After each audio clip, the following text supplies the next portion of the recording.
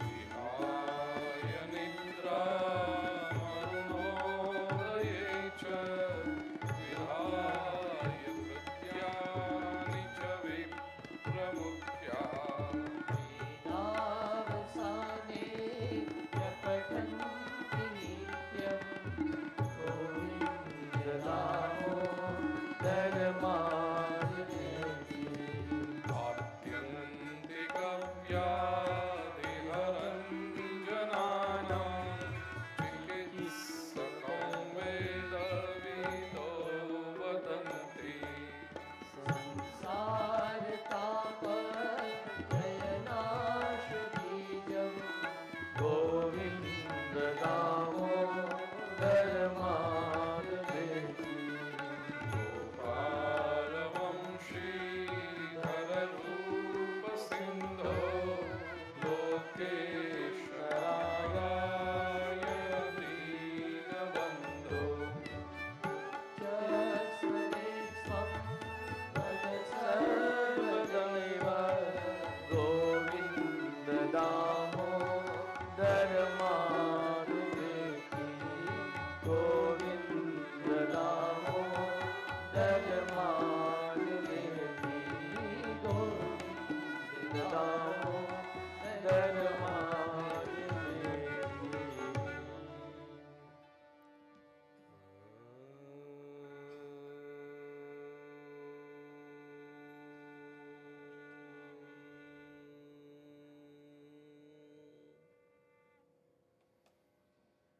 गं गणपतये नमः।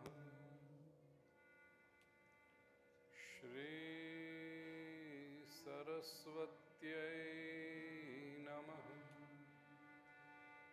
श्री महालक्ष्म्यै नमः।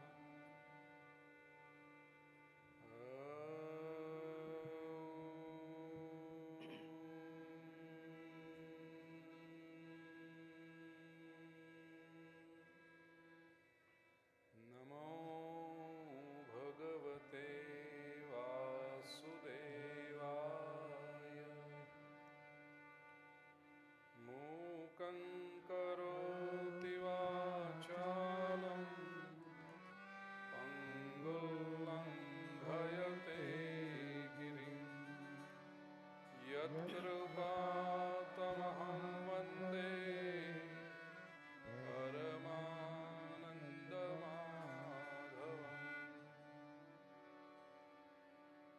कस्तूरीतिलकं ललाटपटले वक्षस्थले कौस्तुभम् नासाग्रे वरमौक्तिकं करतले वेणुकरे कङ्कणम् सर्वाङ्गे हरिचन्दनं सुललितं कण्ठे च मुक्तावली गोपस्त्रीपरिवेष्टितो विजयते गोपालचूडामणि।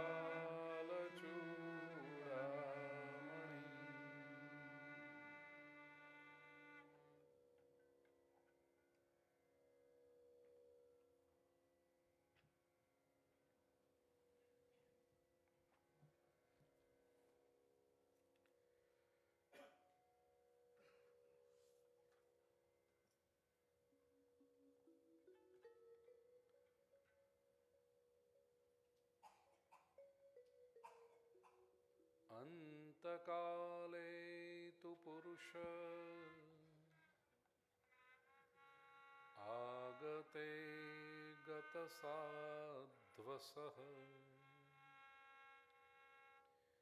छिन्द्यादसङ्गशस्त्रेण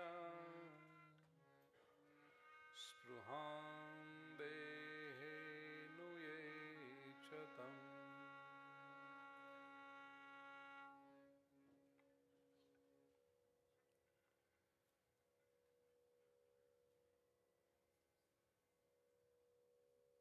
extremely knowledgeable and equally unattached,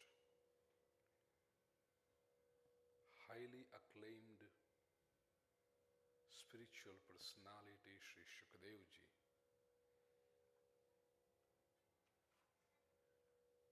arrived absolutely uninvited and hence most welcomed.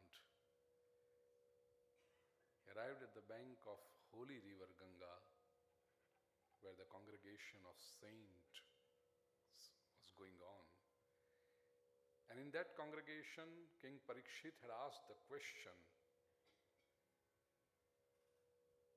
I know that I have 7 days left in my life and I want to be delivered in those 7 days. What should I do? Actually, his question was,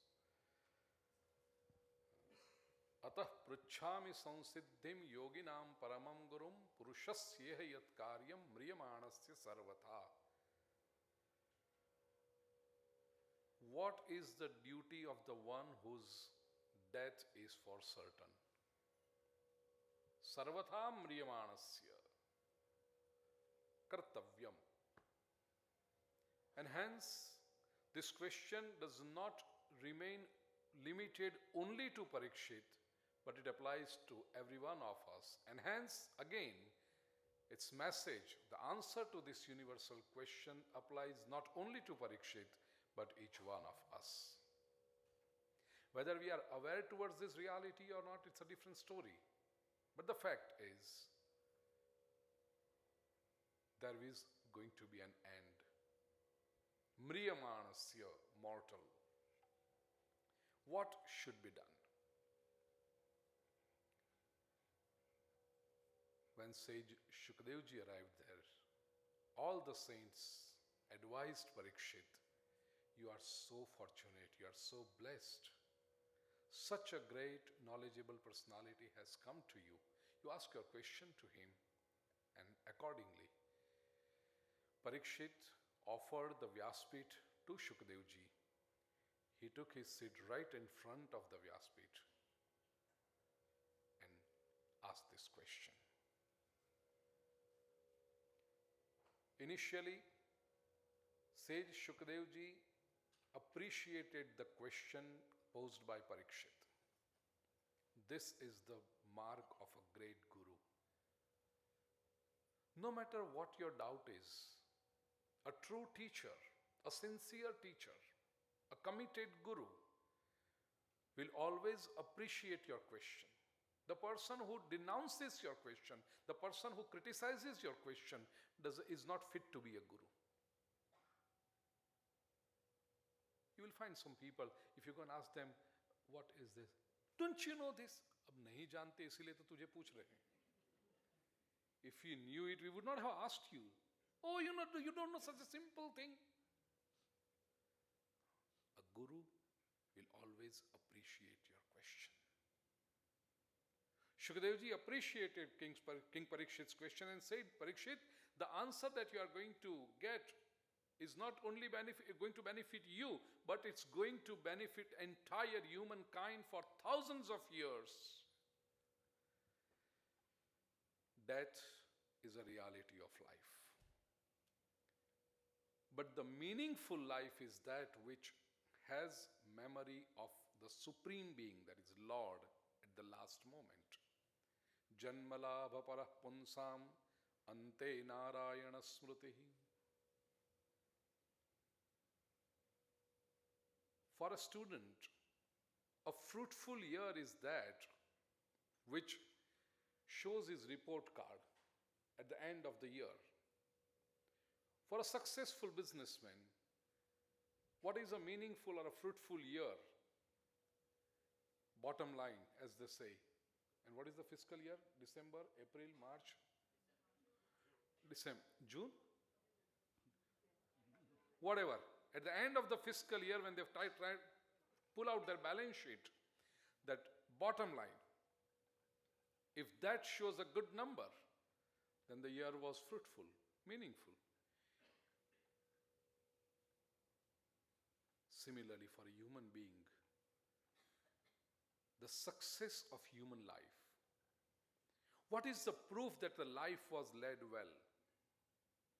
The only proof is, did the person think of God while breathing his last?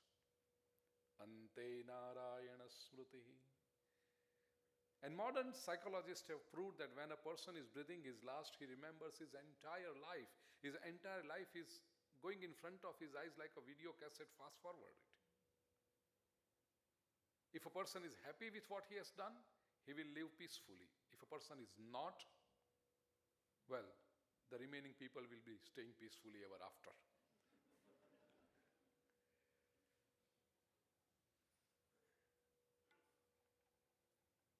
Ante Narayana Smriti. And this is precisely what Sri Krishna told Arjun in Bhagavad Gita in the 8th chapter. In the 7th chapter, Sri Krishna said, Antakale cha mameva smaran muktva kalevaram. The person who leaves his body by memorizing me, by thinking of me, he is liberated. Then Arjuna asked, Dear God, how can one think of you at the last moment? How can you enter his mind at the last moment? And Sri Krishna answered in the 8th chapter of Bhagavad Gita, Tasmat sarveshu kaleshu mamanusmara yudhyacha. Tasmat, therefore, sarveshu kaleshu mam anusmara. Think of me all the time.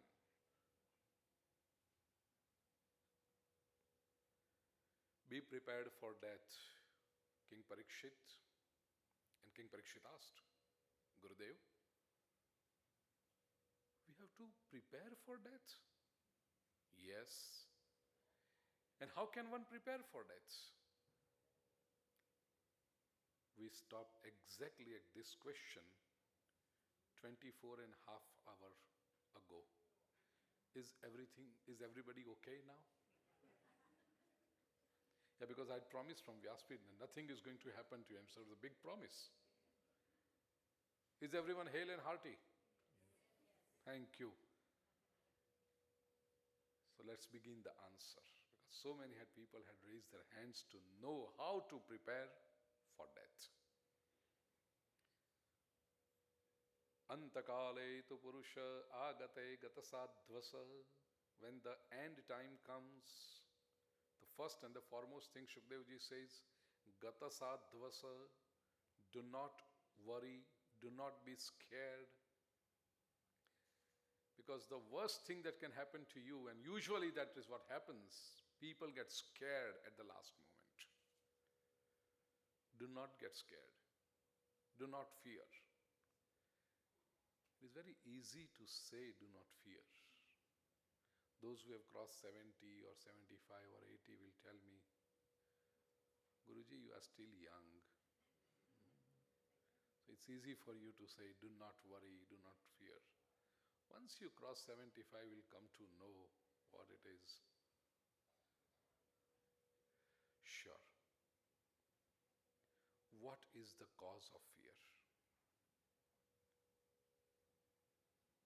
If we know the cause of fear, probably we can deal with it and we can find the ways to get over it. What is the cause of fear at the time of death?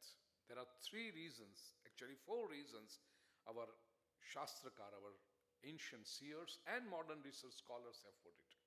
And I'm going to give you a synthesis of this both schools of thought. The first and the foremost reason of fear of death is fear of unknown. We do not know where we are going after death. When we leave the body, we do not know where we are going. And that is the reason for fear of death. Obviously, if you are going to a new place, we are a little bit concerned about it. Even while traveling, if you go to a new place, then you'll be concerned about it. Here we do not know what happens. Answer is given. Don't worry. You are going to go to God. You are going to go to His abode. I always say, the way we explain our young ones, we don't understand the same thing. Suppose there is a death in the family. 90-year-old grandfather has passed away. And there is a 4-year-old great-grandson. There is so much of rush in the house, people coming, going, visiting. Child is confused. Why there are so many people in home? And where has grandpa gone? So this 4-year-old asked his mother, who's barely 28, 30, Mom, where did grandpa go? How is this young mother going to explain the young one? She gives a very simple answer. Grandpa has gone to God. And this 4-year-old accepts it. While playing with his friends, he says, you know something? My grandpa has gone to visit God. And he's so happy about it. We have explained this to your 4-year-old one, but do we ourselves understand? We understand, we ourselves accept this that I am going to go to God. ईश्वर के पास जाना है, फिर भय काहे का, डर काहे का?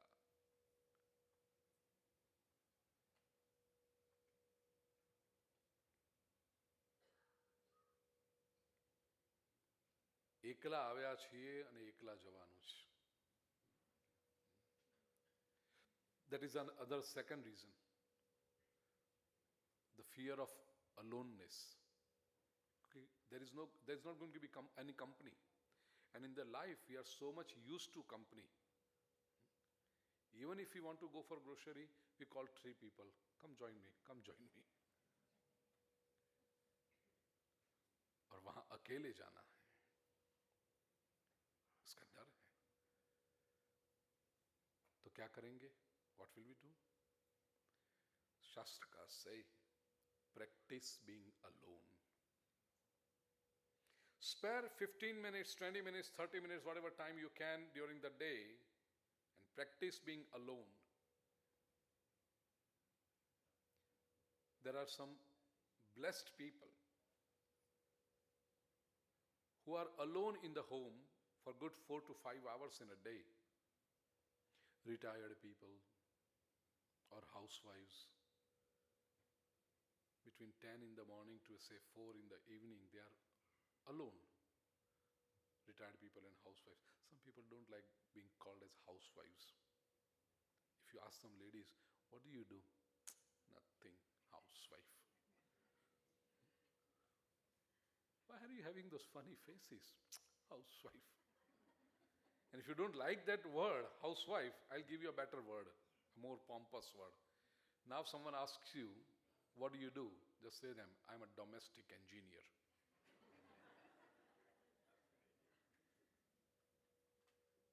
On the call all the time, 24/7. But they people do have at least 4 to 5 hours in a day when they are alone, and this is the most irritating time for them. They just waste that time by sleeping, and they can't sleep because they have slept very well during night for 8 hours. They'll watch TV, read newspapers, listen to some junk Bollywood songs. Yes, I'm coming to that. And if nothing is left, they will sit in the stand in the window and सामने वाले के driveway में नई गाड़ी है, उन्होंने खरीदी होगी कि कोई आया होगा, क्यों आया होगा, तुझे क्या काम है, छोड़ना तू. And finally, pick up a phone. जय श्री कृष्ण सविता बेन, શું કરો છો? સવિતાબેન કે કાંઈ નહીં, આ બેઠા. તમે શું કરો? તો કે અમે કાંઈ નહીં, બે નવરી નીયું, બોલો. Both of them have nothing to do. When you feel you have nothing to do, mind well, dear brothers and sisters, you are the biggest culprits of God. Because human life is such a wonderful opportunity. 1 in 83 million. 84 lakh. Yeah, 83 million. 99,909. I'm very bad with numbers. 83 millions 99,999. So many bodies you have left, and now you are in a human body. Such a rare opportunity. Kakabhushundi ji says in the Uttarkand of Ramayana, Bade bhag manush tanu pava. Such a rare opportunity. And we say we have nothing to do. The biggest project to realize God is in front of us. And we say we have nothing to do. What a waste. What a criminal waste of time.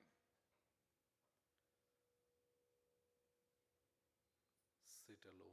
Practice being alone. And if you are blessed with such moments that you are alone, make most of it.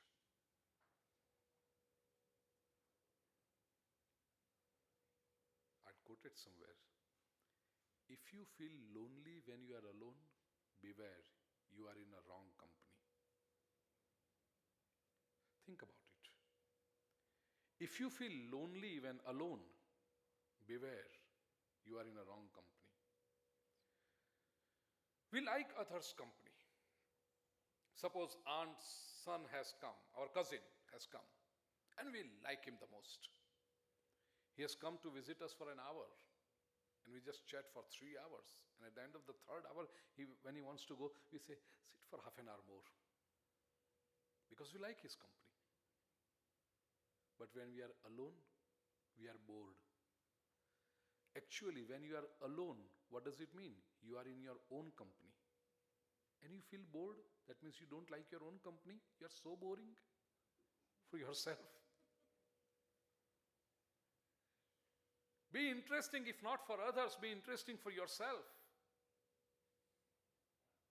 And if you feel lonely when alone, it means that you are in a wrong company. That means there is not enough interest in yourself.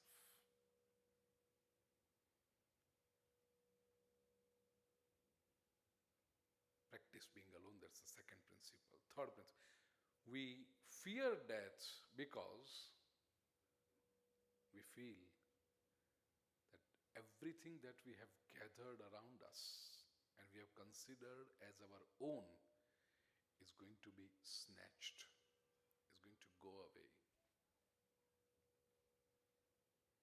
My home, my family, my wealth,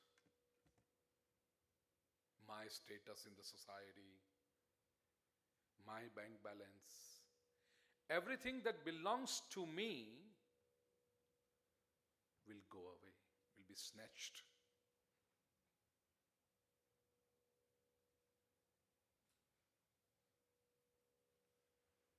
And that is the cause of fear of death. The answer to this is, no matter how much you worry,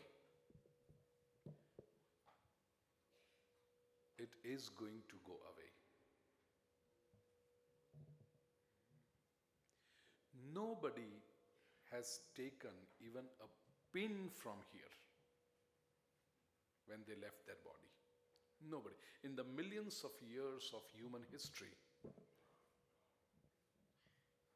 nobody has taken even a pin from here to there.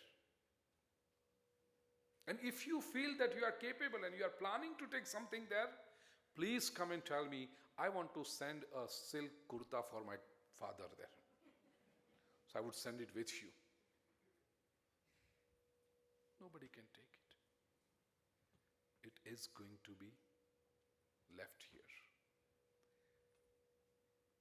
Now, when it is going to be left here, isn't it wise to leave it with our own wish, with the people or the organization of our own choice?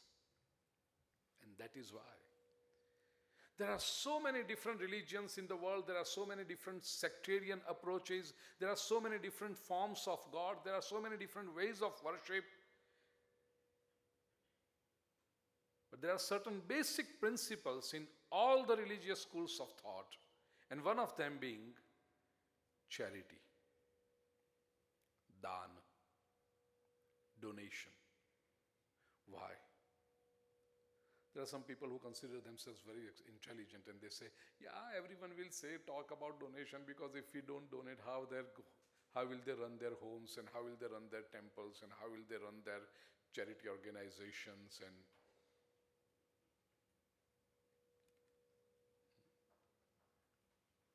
this is a futile argument. Who are we to run someone's homes? Who are we to run temples, and who are we to run charitable organizations?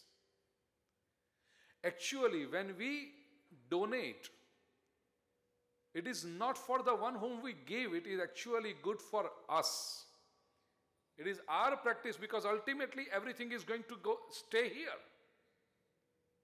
What you donate is actually your investment. And the fourth reason for fear of death is,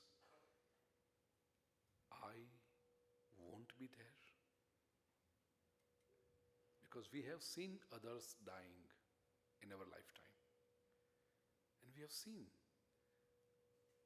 that that person was so much in the center of all activity. And when he left,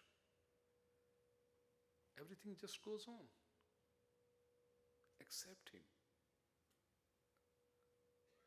So is that going to happen with me too?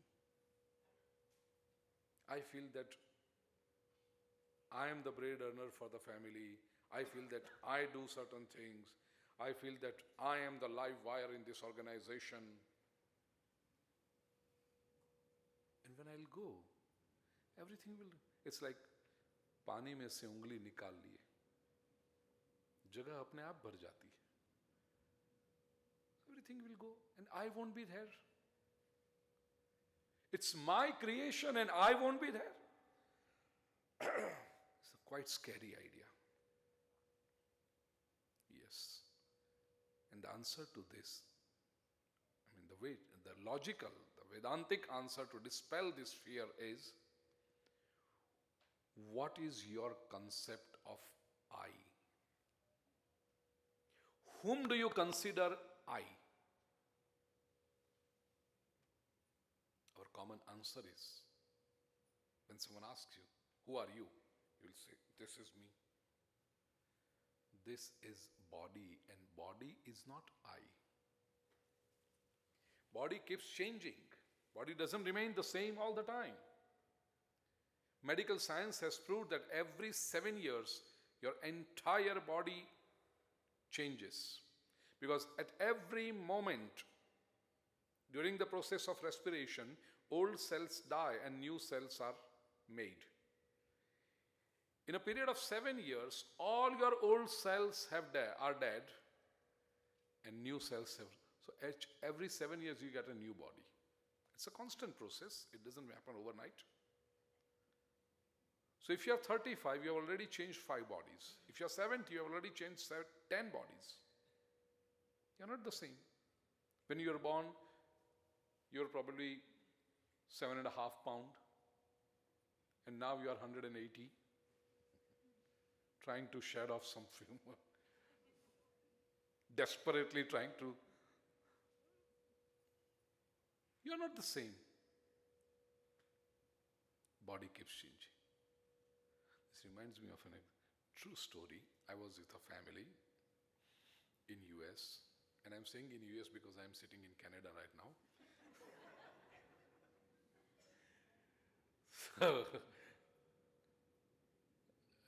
it's a very interesting family. The husband was a very learned, educated, professional person. And the wife was also, she was good. His wife had a habit. She had somehow had that idea that she takes extremely good care of the family, home and things. That was a good thing. She was very cautious about everything. She was very careful about everything. But the problem was, she needed to be appreciated all the time. And if someone doesn't appreciate her, she would not enjoy it, so she would demand appreciation. When I went to their home for the first time, like 20 years back, I did not know, obviously I did not know about her nature. So when I visited the home, हम लोग जब पधरामणी करते हैं तो you all know, sofa के ऊपर they spread white sheet or something, they extra.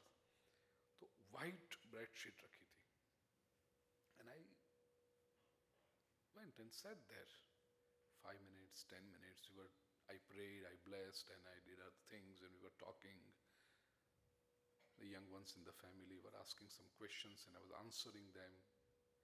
After good about 10, 12 minutes, a lady came and asked me, Guruji, how old is this bed sheet? I said, what kind of question is this? I said, it's not old, it's new. No, it's not new, it's old. Can you tell me how old it is? I said, maybe 2 months. No. I said, 2 years? No. I said, it's easy to render Shrimad Bhagwat Katha or Ramayana Katha or discourses on Bhagavad Gita, but how can I answer this question, how old is your bedsheet? I'm visiting your home for the first time. She said, it's 20-year-old. The first time when I came from India, I had brought this bedsheet from India. I said, 20 years? That's tremendous. That's very good, I said. You take such a good care of bedsheet. It's such milky white. That's what she wanted to hear. 500-watt bulb on her face. And not only that, then she looked around on everyone. Look, Guruji is praising my bedsheet.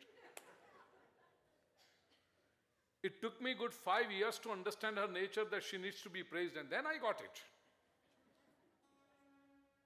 So the moment I enter, I would find something to praise her and she will be happy. I mean, there's nothing wrong in keeping people happy, especially when you are going to stay with them for 7 days.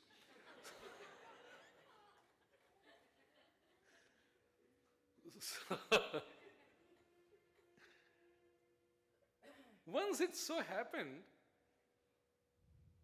I and her husband were having dinner.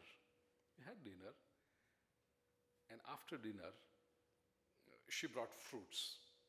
Dinner was so sumptuous that I did not feel like having a fruit. I said, Benji, aap rakh dijiye yahan par, just keep it. I'll take it. No, you must have fruits after dinner. I said, yeah, I know, but I'll take it after some time. You leave it here. She was finishing the things in the kitchen. So, and I and her husband were talking. Every 5 minutes, she would come and peep in the room. By this experience of so many years, I knew she was up to something, but I could not figure out what was it. After about half an hour or so, I felt like having that apple, so I picked up the apple and picked up the knife to cut. The moment I picked up the knife and she appeared and she asked me, Guruji, how old is this knife? I said, Mare, gone.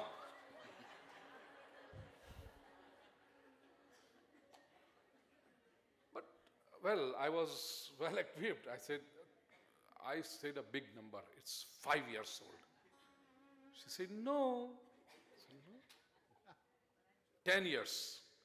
She said, no. I told her, you tell me then. How old is this knife? She says, 35-year-old knife. When I came from India, that was her beginning sentence.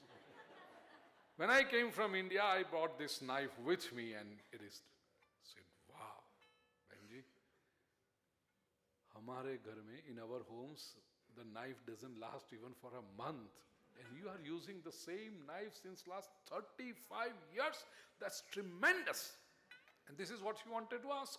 I mean, she wanted to know and hear. 500 watts bulb. And the husband,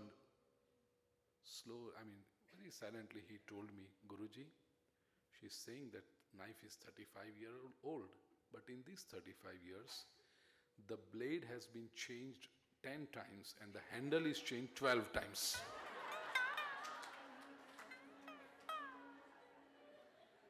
Knife is the same.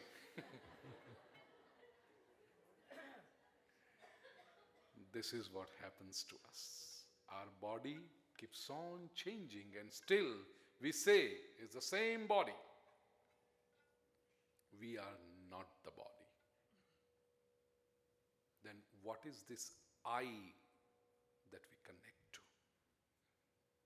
When we say I am, who am I? Dear brothers and sisters, it is this wrong identification, it is this wrong cognition which makes us fear death. We are not the body. Vedanta is going to teach us. In Shrimad Bhagwat 3rd canto, Kapil Bhagavan will tell to his mother, we are not the body, we are the soul, and soul is indestructible. Najayate mriyate va kadachin nayam bhutva bhavita va na bhuyah ajo nitya shashvato yam purano na hanyate hanyamane sharire. Soul is indestructible. In the 22nd verse of the 2nd chapter of Bhagavad Gita, Shri Krishna gives a beautiful example to simplify this fear of death. Vasansi jirnani yatha vihaya navani grunhati naro parani tatha sharirani vihaya jirnani anyani sanyati navani dehi. I must tell you, our dear brother Vinubhai Kotecha, who has come from London, UK, he is very much religious because I have been seeing him since last 25 years whenever I visit London and I give discourses in London. But more than that, he gives a very precious service to the society. Whenever there is a death in some family, obviously the family who has lost his own person are very distressed. They don't know what to do. And our own brother Vinubhai gives a precious guidance. Not only that, he visits them for good 10 days, 15 days, every evening. He does bhajans there, consoles the family, and makes them prepared to accept the reality of life. Vinubhai Kotecha.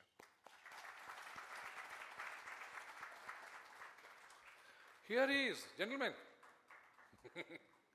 If you want to shoot him, videograph him. Yes.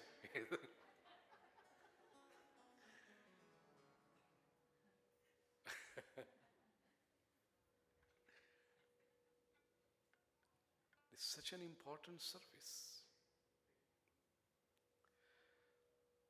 One has to be prepared for. So, know thyself, Upanishads say. Know thyself. Who am I? Once this paradigm shift takes place, our wrong identification of our own self with the body, to I am the soul. Vasansi jirnani yatha vihaya navani grunhati naro parani. As the old clothes, we change. And when we change old clothes, we are always happy. Wearing new clothes is always a wonderful experience. 90-year-old lady, she wears simple white sari, but the day our grandmother, this 90-year-old grandmother, wears a new white sari, she stands in front of mirror a little longer. It's a new one. It's always a wonderful experience to wear new clothes. Similarly, when the body gets old, the soul changes the body and takes on the new one.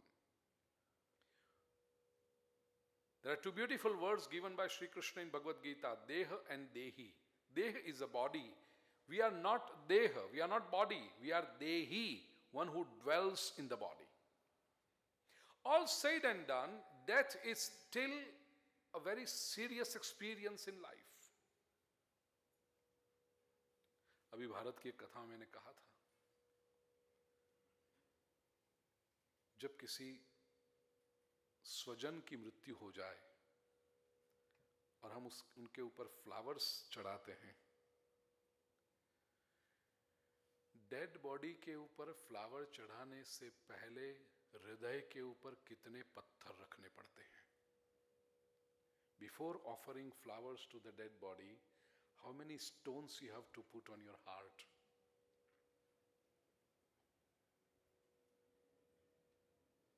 Shrimad Bhagwat teaches us, last but definitely not the least, upay. Walking on the spiritual path with a proper guidance, that is a guru, is essential to be free from the fear of death and all the adversities of life. It is as simple as a child whose hand is in the hand of the father. The child is fearless.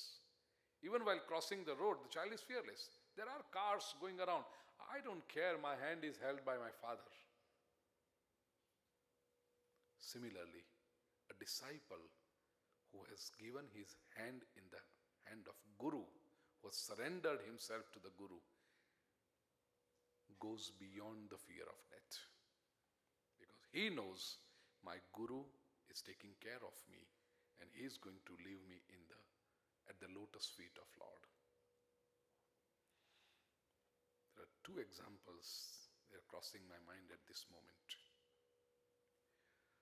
There was this small girl, 5-year-old,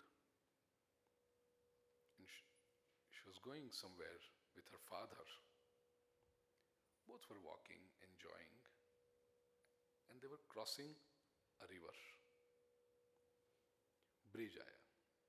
There was a bridge, and it was an old bridge, so not a well-constructed concrete bridge. It was a rassi pool in a rural area. It was a bridge of ropes. So if a person walks on it, the whole bridge will shake. The father said, "Beta, hold my hand." And the daughter said, "No, Dad, you hold my hand." Father said, "What's the difference?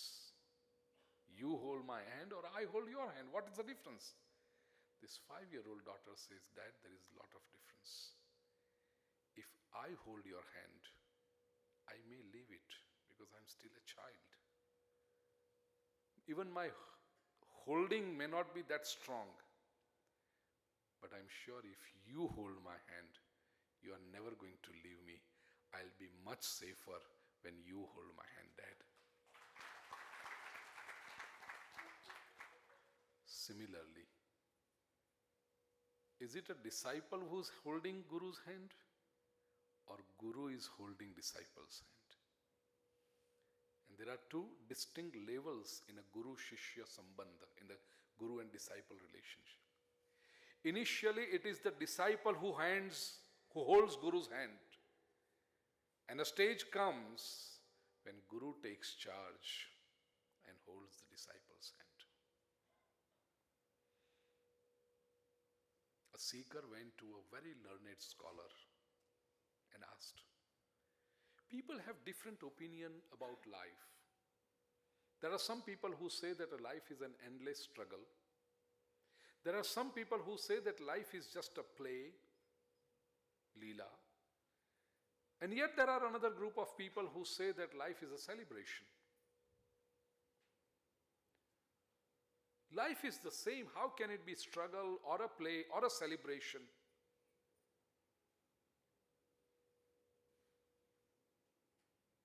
The great scholar answered, "Those who have not surrendered themselves at the lotus feet of Guru yet, for them life is an endless struggle. Those who have gone to a Guru, those who have accepted someone as a Guru, but they are holding hand of Guru, for them life is a play.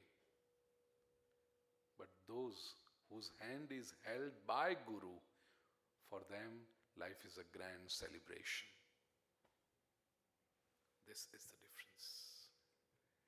When you actually, and what is, when you say that, Guru is not going to literally come and hold your hand. It is When you put Guru's preaching into practice, that is when life turns into a celebration. Acharan, and I have been talking about this since day one. It must be put into practice. Only then it is helpful. And it is Guru who takes you beyond everything, beyond the nitty-gritties of the world, beyond the struggles of the world, beyond the favorable and adverse situations of the world, and then on the path of spirituality. This is the way to be fear-free from death. Shuchau vivikta asino vidivat kalpitasane. Try to sit and meditate for some time every day and meditate on Om. Now this meditation also is a very dicey thing, because we are living in an age where yoga, not yoga, yoga. Yoga and meditation, these are two most sellable items from India. Every third person who claims to be a guru with a long beard begins selling meditation and yoga. We have to be extremely careful in this atmosphere.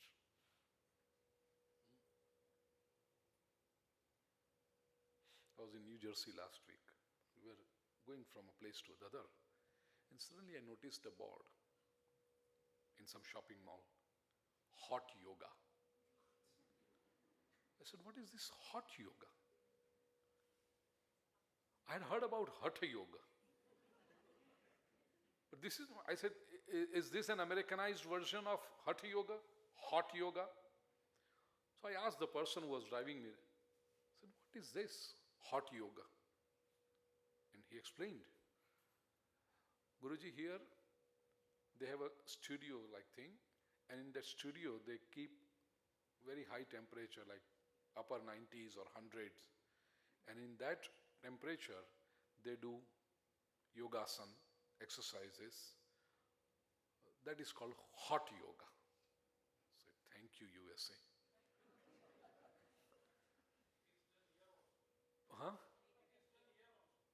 It is done here also? Thank you, Canada. Vyasji, some devotees who are here right now has already participated in the hot yoga. I will not call any names also. They are here too. I am not out to criticize anybody, but now these are some concepts even our rishis did not think of. And think about marketing it. Paying $150 for a half an hour session or an hour session. Hot yoga. फिर मैंने पूछा, क्योंकि पूछूं मने कुटेव. So whenever I find some new idea, I go into the detail of it. What happens? I asked a few people who had been to this hot yoga experience. I said, well, they say we feel very fresh. I said, what do you do? I said, we do hot yoga and then we go and have shower. Especially, Indian log to hum roj bath lete hain. That's what I like thinking and believing. लेकिन ये जो यहाँ के हैं उनका तो weekly या 10 दिन में कभी एक बार स्नान करना होता है. When they go to hot yoga, obviously they perspire because of the exercising, and if nothing else because of that 110-degree temperature.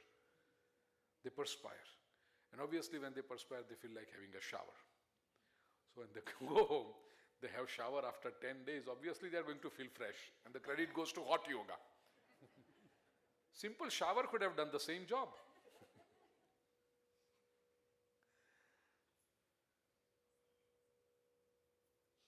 Meditation. Somebody asked me in a seminar, how do you define meditation? I said, meditation is taking charge of your mind who's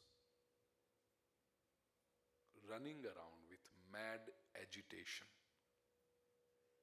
Meditation, mad agitation. But take charge of your mind who's going around with mad agitation.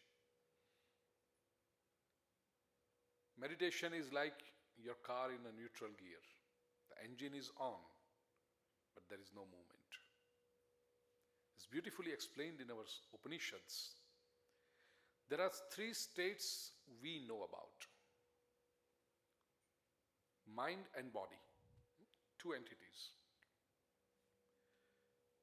3 states. A, sound sleep, sushuptavastha, where both body and mind are at rest. Second, swapnavastha, the state of dream, where the body is at rest but the mind is functioning. That is swapnavastha. And jagrutavastha, where both body and mind are functioning.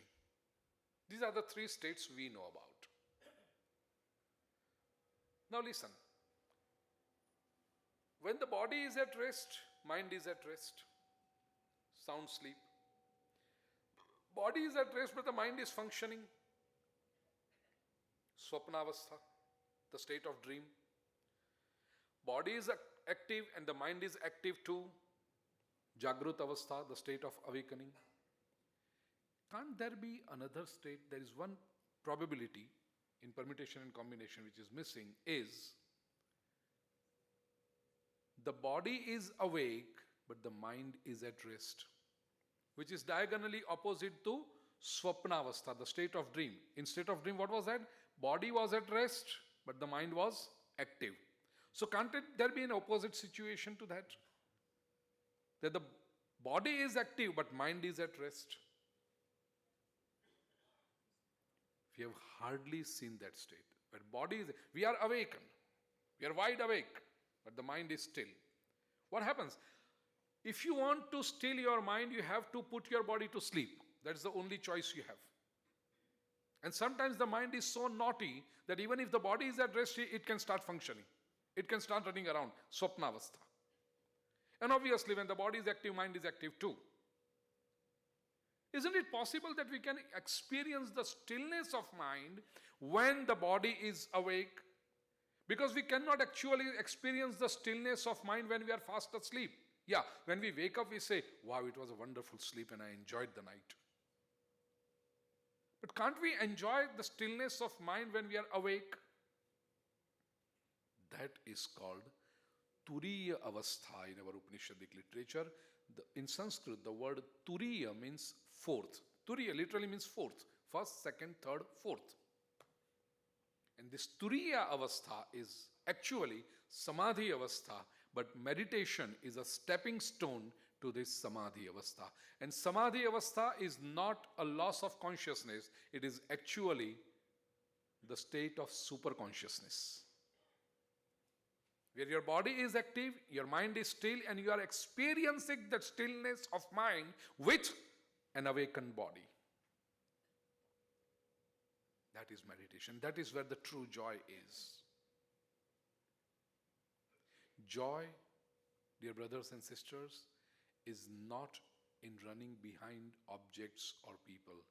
Joy is when you forget the world around.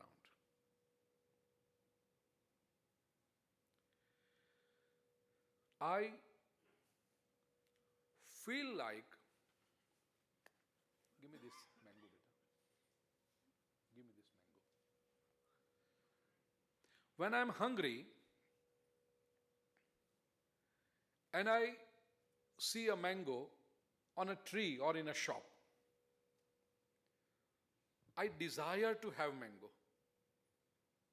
So I put my efforts. I run behind the mango. I put my efforts to get this mango. By paying money or by throwing a stone and from the tree, whatever way, I get the mango. So I had to put my efforts.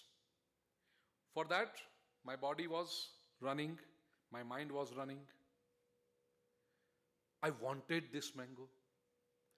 Once this mango comes to me, and the minute I start eating it, and the mango is so sweet, it is so tasty, that while I eat this mango, I forget the world. And that is the joy of eating. How do I derive pleasure from this object? That when I am with this object, I forget the rest of the world. Why do ladies, when they have cooked food with so much effort, and when they are serving, they would expect that the guest or the husband or the brother or whoever is eating, even father when he's eating, and father is eating food, and at one hand he is eating food, the other is on the cell phone. Daughter will come and say, Dad, can you put this cell phone away? Why? Because you cannot really enjoy this food if your mind is not there. When you are with food, you have to be with food, forgetting all of the world, all the rest of it. Only then you enjoy the food. So where is the enjoyment? Enjoyment is not actually in running behind the person or an object. Enjoyment is when you are with the object, you forget the. So, cutting it short, where is the joy? In forgetting the world. The more you forget the world, the more you are at joy. Now, for our state, for our mind, it is not possible to forget the world without some. I just close my eyes and forget the world. And that's an idealistic state. That's what samadhi is all about. But it's not possible at this first stage. We need some object. Like a child. Forget everything and just be limited to one toy. So his entire attention is on this one toy. Meditation is that stepping stone. And slowly when you dive into superconscious state, samadhi state, you don't need anything. You just enjoy your being. There is no becoming left. There are two states, Vedanta says, being and becoming. Our major mistake in life is that we find happiness, we search happiness in becoming something. I'll be happy when I'm rich. I'll be happy when I have a bigger home. I'll be happy when I have a big car. I'll be happy when I'm with someone.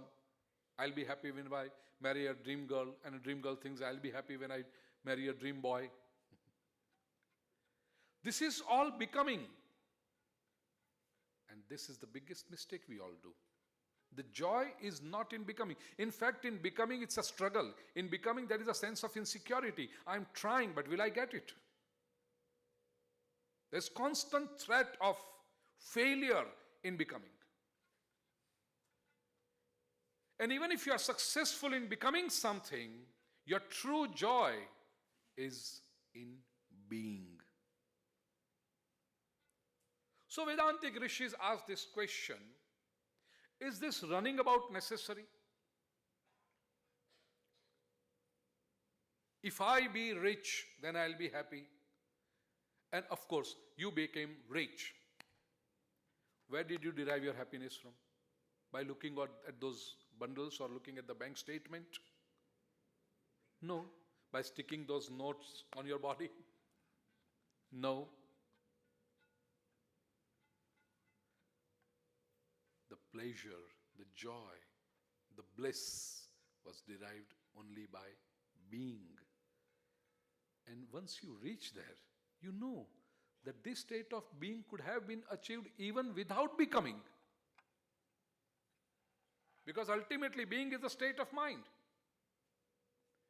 And next thing, all the becomings that you have and what you do are temporary, but being is permanent. Those who are looking for a permanent joy, and that is titled as Ananda, Satchidananda Rupaya. That bliss is in eternity.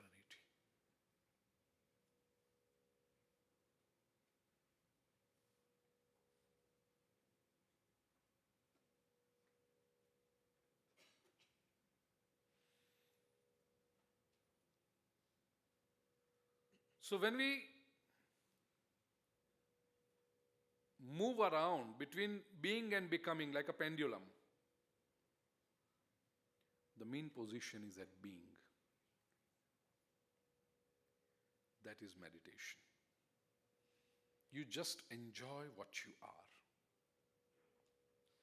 You do not crave for what you have or what you don't have.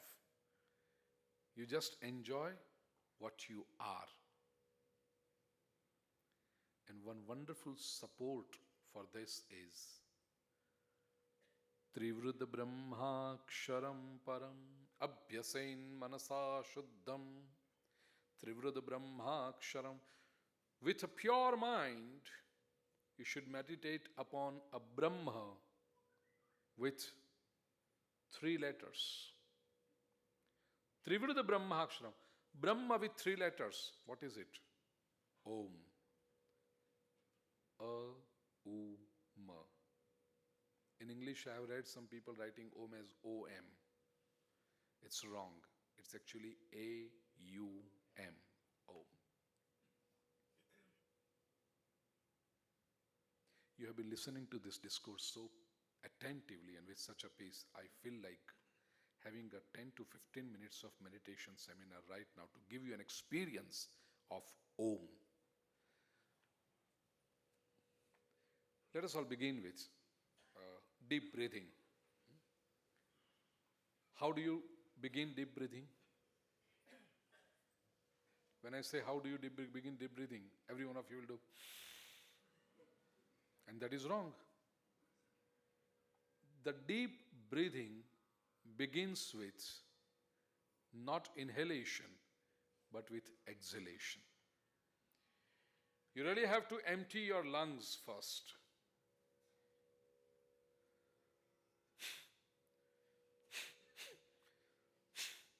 Empty your lungs and then start with a fresh breath. Slow breathing, deep breathing. Set a rhythm of breathing and let us understand a little bit of theory of Omkar before you actually go into the meditative state with me. Omkar has 3 letters. A, U, Ma. Akar is for physical peace. Ukar is for mental peace. And Ma, and this Ma is actually a nasal sound. Your lips are joined.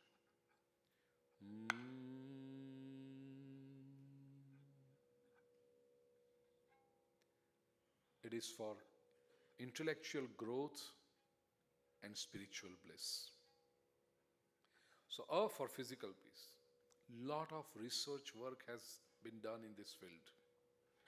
And even Western scholars have agreed to this. Chanting of A gives you physical peace.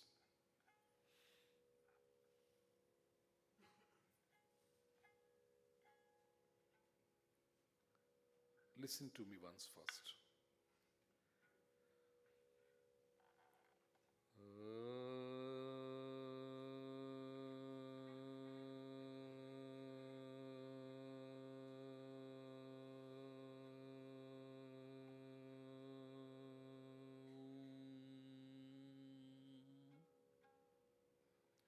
You have to make sure that you chant all 3 letters.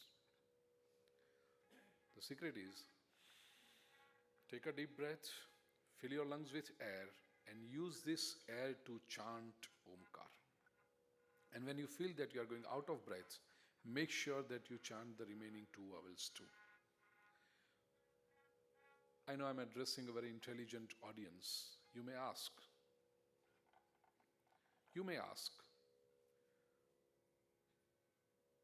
how is this helpful in achieving physical peace? It is. Suppose you are walking और ठोकर लग गई आपको. There is a thorn.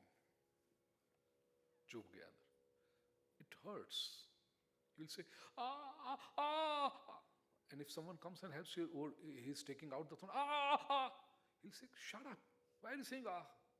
You don't know why you're saying this ah, but the saying ah makes you feel good. This is what our sages did.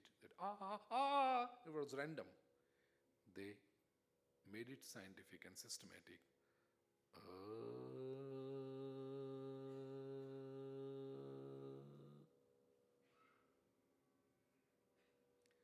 Similarly, ukar is for mental peace. If you are mentally upset, if someone told you something and you could not answer back, you felt hurt emotionally, what you do? What do? You go in a corner and cry. And once you cry for those 10 minutes, you feel, now it's okay. And what did you do while crying?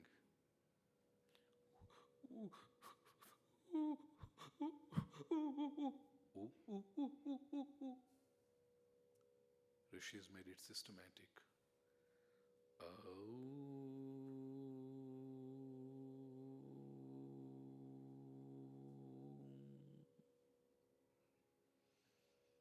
And nasal, ma, anunasik, nasal, is for intellectual growth and spiritual bliss. If I ask, Jain Bhai, where were you on 8th August 88? Suddenly he's thinking, 8th August 88? But if I insist that no, you have to answer, what will he do? Well, let me think. Yeah, I was at Ottawa.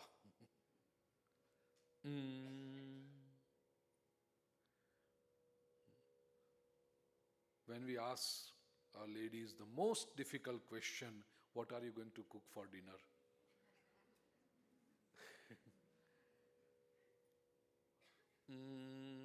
Let me think.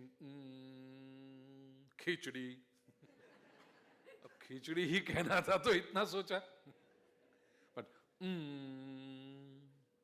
what happens is that when you do that nasal sound, it reverberates your brain cells. It activates your brain cells. Decision making is easy. It's good for brain and for spiritual bliss. I hope you are with the rhythm with your slow breathing and deep breathing. If you can sit with crossed legs, it's good. If you can't, God help you. Don't stretch your body because this is not Hatha Yoga, it is actually a spiritual yoga. We are focusing more on our mind, intellect and soul rather than body. So don't fight with your body. Just be with me. Close your eyes for next 7 to 10 minutes. Nobody will open the eyes because your opening of eyes will disturb the person next to you. You are free to not to do, but you have no freedom to disturb your neighbor. So it is mandatory to close your eyes. Sabhi ki aankhein band hogi and nobody will open the eyes till I tell you to do so.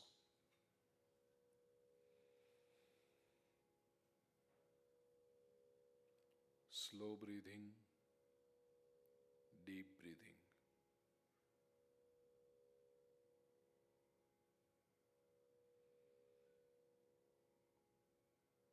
Be with your breath.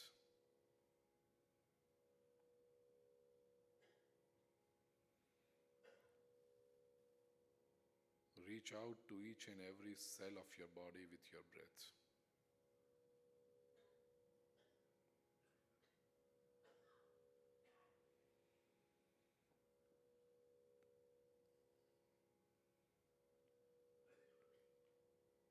Feel the coolness of your breath.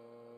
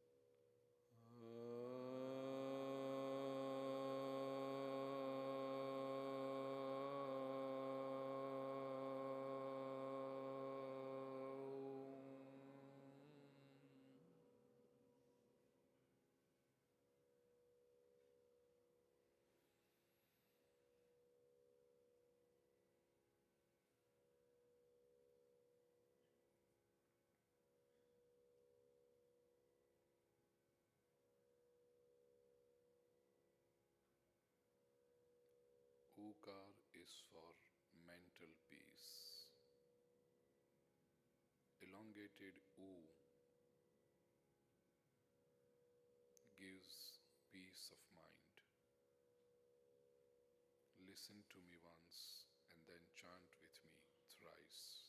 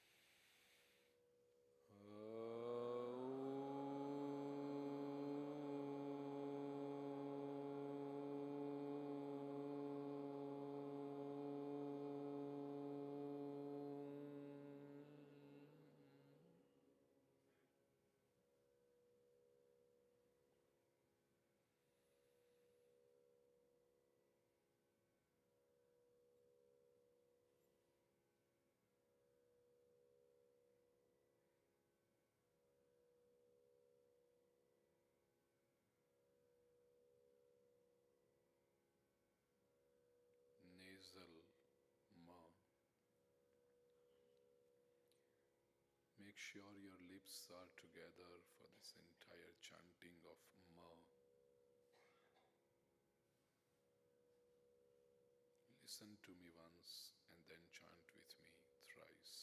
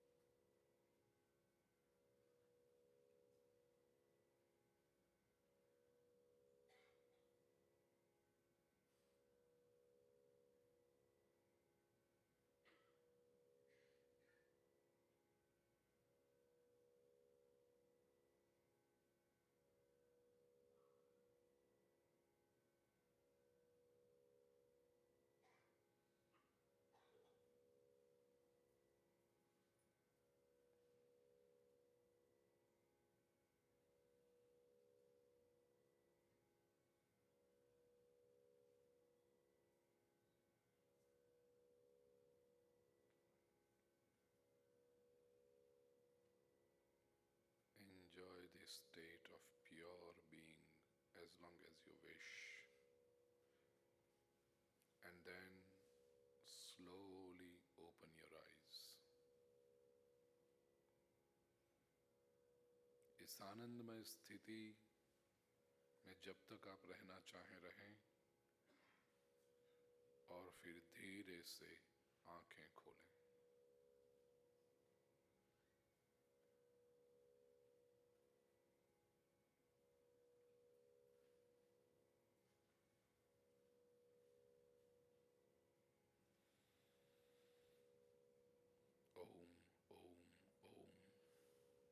open your eyes, rub your palms, and touch to your eyes thrice.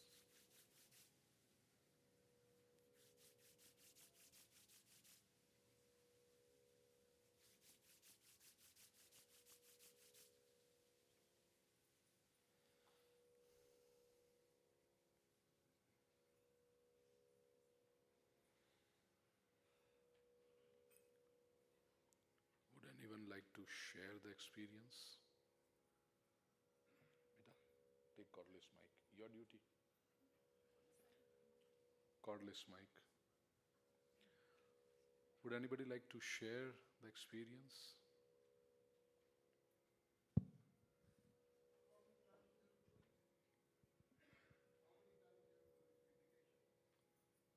I want your experience first, and then we will answer the question, how many times to be done.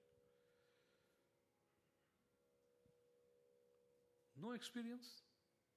Taraben, go to her. Gentlemen, you can take a camera there.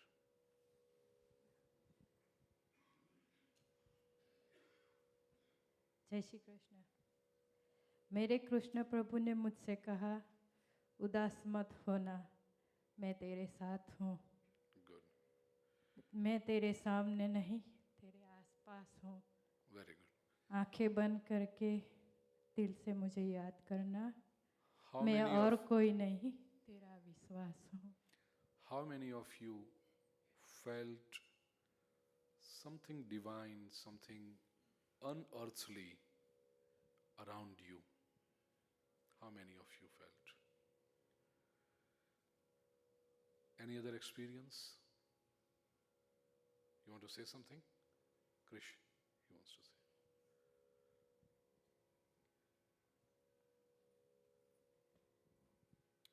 Jai Shri Krishna is the completely relaxation of the mind and body. Wonderful. Tell me your name, please. Mr. Ashok Kumar Trivedi. This is a very, very, very genuine expression when they do it for the first time with me. How many of you felt, you said two words, relaxing and Relaxing and peace of mind. peace of, how many of you felt actually at peace by doing this? How many of you felt relaxing experience? This is what meditation does.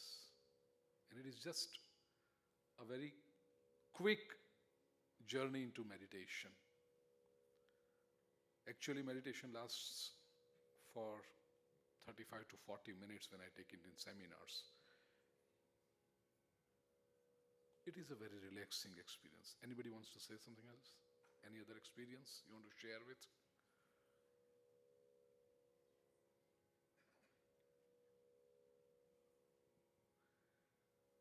There are a few experiences which I hear of, and I'm sure when I say this, you will raise your hands that, yeah. How many of you felt light, bodily light, after this experience? Then why don't you tell me first?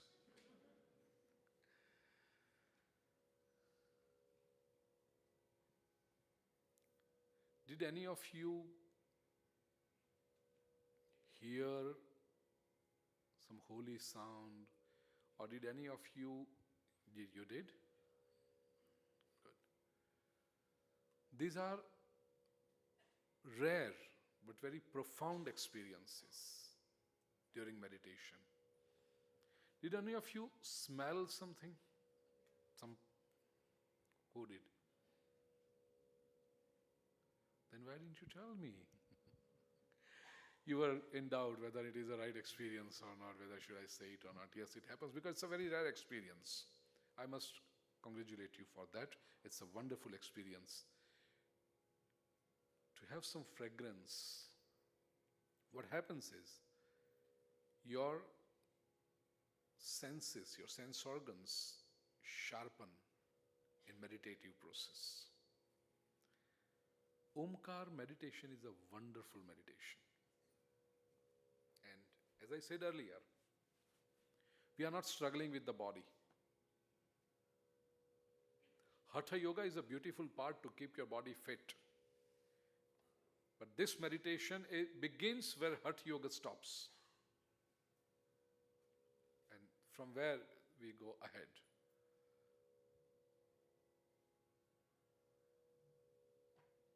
The gentleman was asking how many times we have to repeat.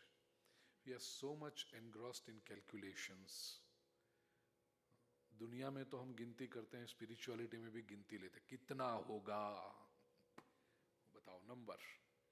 Basically, it's your joy. When you are doing it alone, your inner self guides you. Your inner self tells you that now I want to go on from I want to move on to U and Ma. And there is a chakra meditation also, which I am not going right now. Shukadeva ji says, Parikshit, Mano yachejjita shvaso Brahma bijam avismaran. This is Brahma bij, Omkar. Constantly, it should go on. Whenever you are doing your worldly duties, this resonance of Om, resonance of Brahma bij should always be there. And once you achieve this state, you are beyond the fear of death. And at this stage, life is a grand celebration, irrespective of the situation around. You have gone beyond raga and dvesha. You have gone beyond attraction and repulsion. You have gone beyond likes and dislikes. You have gone even beyond stuti and ninda, praise and criticism. This dialectics do not bother you anymore. You are always in a state of peace and bliss. This is the way to conquer the fear of death. And now comes a very important chapter of Chatushloki Bhagwat.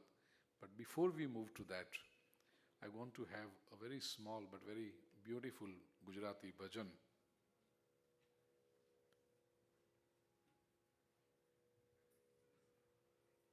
Zero 3 1 beta. Ke rang mane hari naam no lagyo re. Tasmat sarveshu kaleshu mamanusmara yudhyacha. The beats are such, and there are so many Gujaratis here. આટલી સરસ રીતે સાંભળો છો, આટલી સરસ રીતે કથાનું શ્રવણ કરો છો, તો નર્તન ભક્તિ પણ કરવી હોય તો કરી શકો 10 મિનિટ માટે. હે ભીતર જીવલડો જાગ્યો રે કે રંગ મને, હે રંગ મને હરિ નામનો લાગ્યો રે કે રંગ મને કૃષ્ણ નામનો લાગ્યો રે. હો રંગ મને કૃષ્ણ નામનો લાગ્યો રે કે રંગ મને હરિ નામનો લાગ્યો રે. આહો. હાલો હાલો મધુબેન.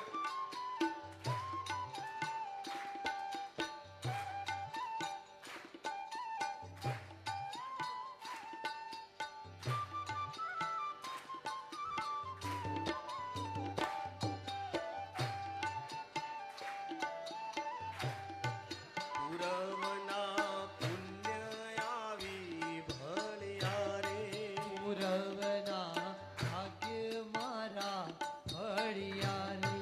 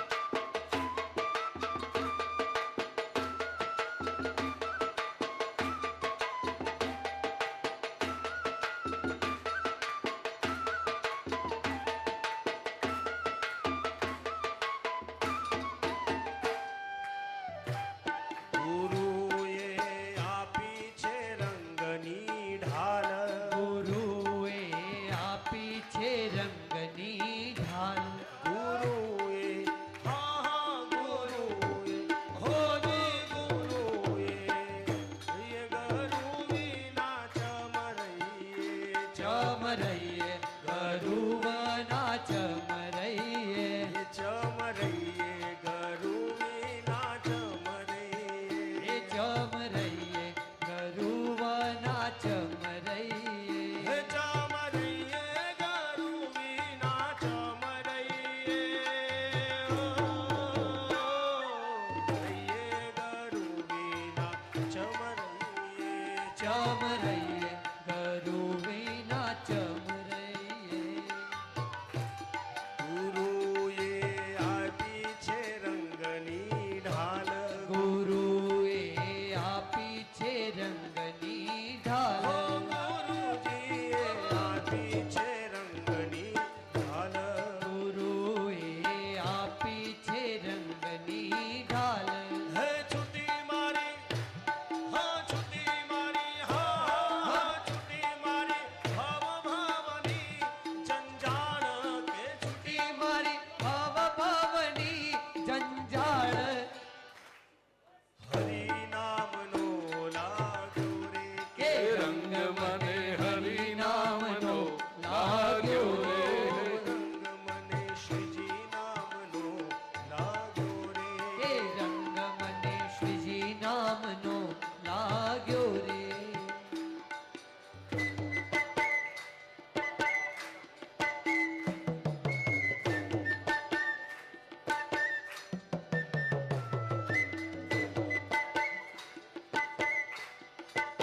क्या बात वाह जय हो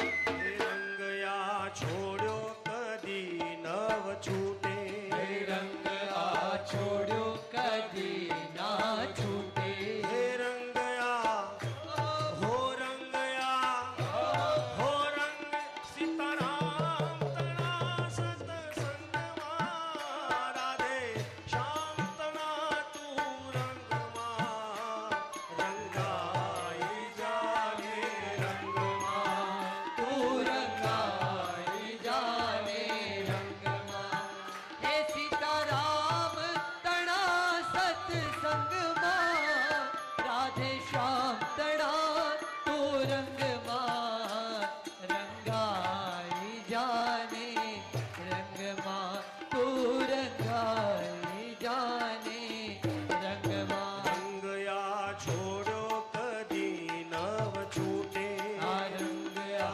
छोड़ो कदी ना छूटे हे माया ना बंधन भव भव टूटे रे रे माया ना बंधन भव भव टूटे हे रे माया ना बंधन भव भव टूटे रे रे माया ना बंधन भव भव टूटे रे रंग मने हरि नाम नो लाग्यो रे हे रंग मने हरि नाम नो लाग्यो रे रंग मने हरि नाम नो लाग्यो रे हे रंग मने हरि नाम नो लाग्यो रे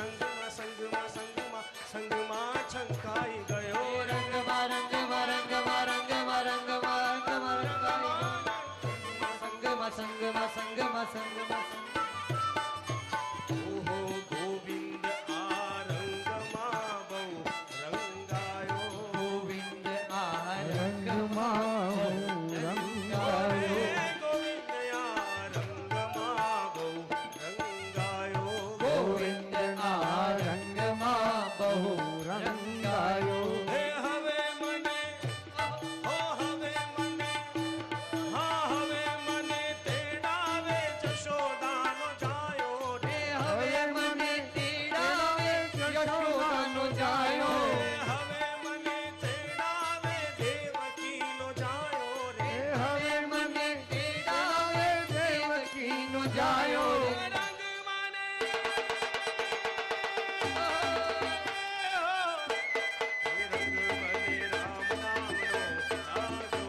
હે રંગ મને રામ નામનો લાજો રે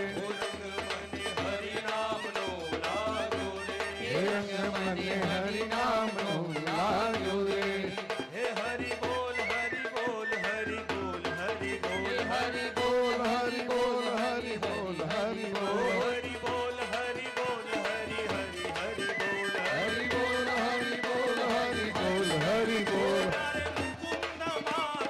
મુકુંદ માધવ ગોવિંદ બોલો મુકુંદ માધવ ગોવિંદ બોલ હરે મુકુંદ માધવ ગોવિંદ હરિ મુકુંદ માધવ ગોવિંદ બોલ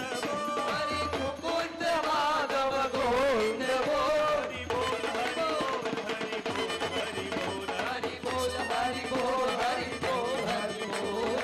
બોલ હરિ બોલ હરિ હરિ હરિ બોલ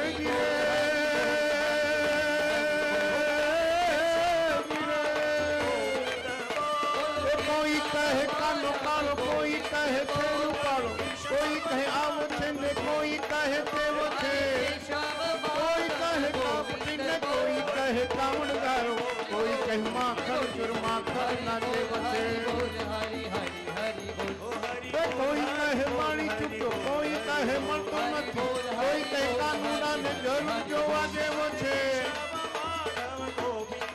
हे राम भक्त जानी जाने वासु वाली रानी नक्की बनाने को थाऊ करबो हरि केशव माधव गोविंद बोल હરિ બોલ हरि बोल हरि बोल हरि बोल हरि बोल हरि बोल हरि बोल हरि बोल હરિ બોલ હરિ બોલ હરિ બોલ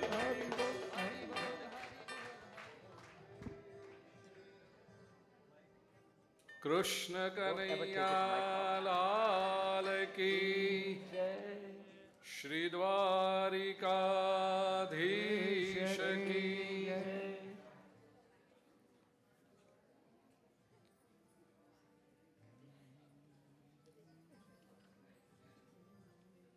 श्री भगवानुवाच ज्ञानं परमगुह्यं मे यद्विज्ञानसमन्वितं सरहस्यं तदङ्गं च गृहाणगदितं मया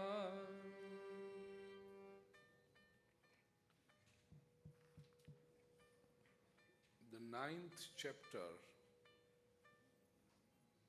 of second canto is a very important topic of Chatushloki Bhagavat.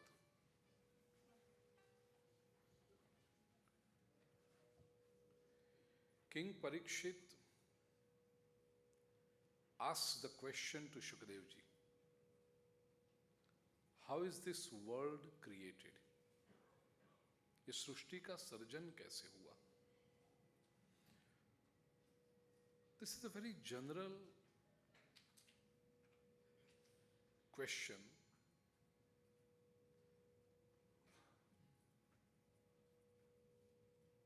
जब भी कोई बालक 4 साल 5 साल का होता है, बुद्धि उसकी विकसित होने लगती है,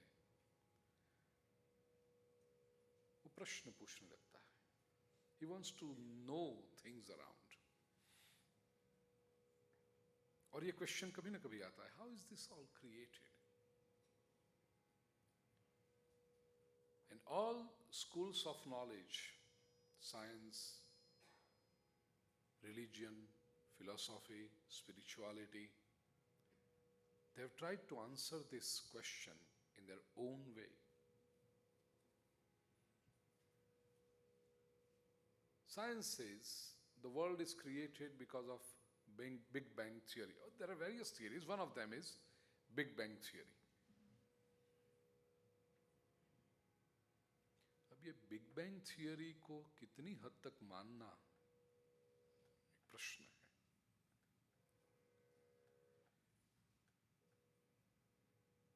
वो तो ऐसी बात है कि कोई आर्टिस्ट के स्टूडियो में earthquake आ जाए and the next morning you see there is a masterpiece created. Why? Because all the colors were lying there and there was an earthquake. Is it possible? This world is a perfect system. It is not a chaos. And since it is not a chaos, it cannot be a result of a chaos. A system can never be a result or an outcome of a chaos.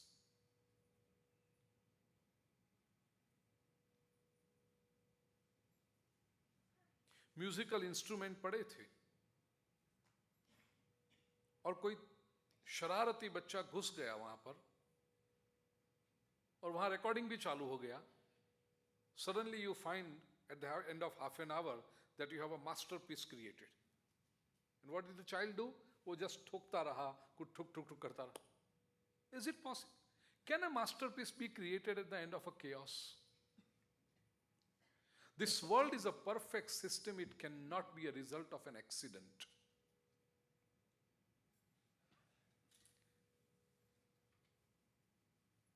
If you study the undercurrents of the world, you find that there is a coherent design. There is a cause and effect law operating. आप बीज बोते हो तो पेड़ उगता है. The tree does not grow on its own. But the one who has not seen the process of sowing the seed will say, oh, the tree has suddenly come up. There is nothing sudden, there is nothing without reason in this world. So first of all, we need to understand there is a perfect system at place. You may agree, you may not agree with the happenings. Things may go as per your design, it may not go as per your design, but still there is a perfect system in this world. There are checks and balances everywhere. And if it is such a perfect system, it has to have an equally competent creator. कौन है वो? How is this world created? Why is this world created? इन प्रश्नों का उत्तर हमें चतुश्लोकी भागवत में मिलता है. A very important topic in Shrimad Bhagwat, Chatushloki Bhagwat. We have it on the page 24th in book English and 23rd Gujarati. अनुष्ठान की जो बातें मैं कर रहा हूं, on the first day we saw that Bhagavad is a kalpa vruksha. If you sit close to Bhagavad, it fulfills all your desires. तो कल्प वृक्ष का आश्रय लेना अर्थ क्या है? Does it mean you actually sit next to the scripture of Bhagavad? No. You study Bhagavad every day. You do chanting of Bhagavad every day. Every day, chanting of the scripture, पाठ करना. Memory test हो जाए जरा. श्रीमद् भागवत के chapters कितने हैं? अध्याय कितने हैं? How many chapters does it have? 12 की 335. 335 is the correct answer. 335 chapters. How many cantos? स्कंद कितने हैं? 12. How many verses? 18,000 verses. And letters? 576. Good progress Pandit Sharma ji. वो लिखा हुआ पढ़ते हैं ना, वो मिस्टेक करते हैं, क्योंकि वो चीटिंग हुई ना एग्जाम में, यदि बुक में पढ़ पढ़ के लिखो। 12 cantos, 335 chapters, 18,000 verses and 576,000 letters. तो इतना बड़ा एक रोज पढ़ना, it's impossible. And those who really do, I have met 3 to 4 saints who actually do it. But it takes them 20 hours to chant the whole Bhagavad at a stroke. And that too when they know Sanskrit very well. And they do it with speed, which is not possible for all of us. Then how can we take refuge of Shrimad Bhagwat? Unki sharan kaise le? Great scholars said, chant these 4 verses every day in the morning. And those who chant these 4 verses, Chatushloki Bhagwat, literally meaning Shrimad Bhagwat in 4 verses, उनको इतना ही फल मिलता है जितना पूरे भागवत का पाठ। And chanting these 4 verses does not take more than a minute once you memorize them. I'm telling you with my years of experience, if you do this with faith, with utmost faith, I promise you, आपका कोई काम रुकेगा नहीं, कोई भी आपका, there will be no hindrances in your way. You will feel like doors are opening, जो automatic door होते हैं ना सेंसर वाले, आप खड़े रहो और डोर खुल जाए. Similarly, in life you will experience, if you do this chanting of Chatushloki Bhagwat every day, whatever you want to achieve, by the grace of God, doors will just keep open for you everywhere. एक stanza मैं बोलता हूं, मेरे बाद में आप लोग. श्री भगवान उवाच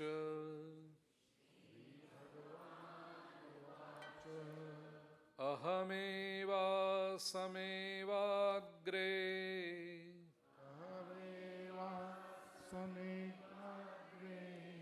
नान्यत् यत्सदसत्परम्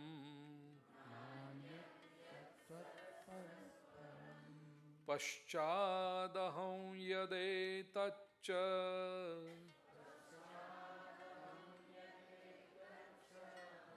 यो वशिष्येत सोऽस्म्यहम्.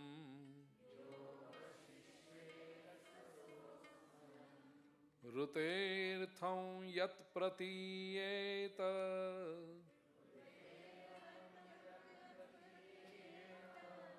न प्रतीयेत चात्मनि.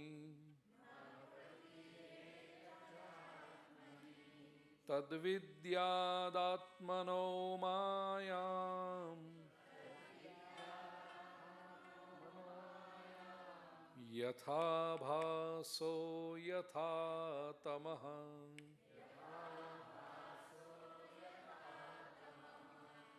यथा महान्ति भूतानि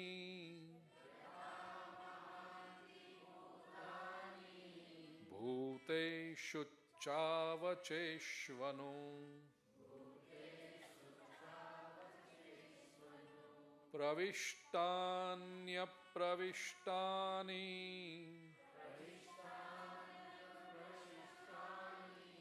तथा तेषु न तेष्वहम्.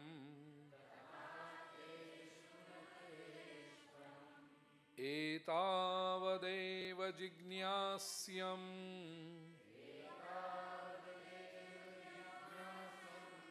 तत्त्वजिज्ञासुनात्मनः.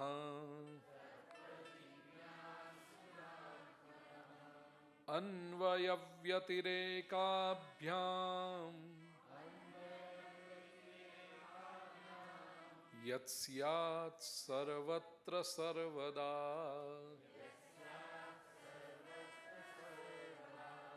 Let us understand the meaning in brief. Shri Bhagavan Vacha.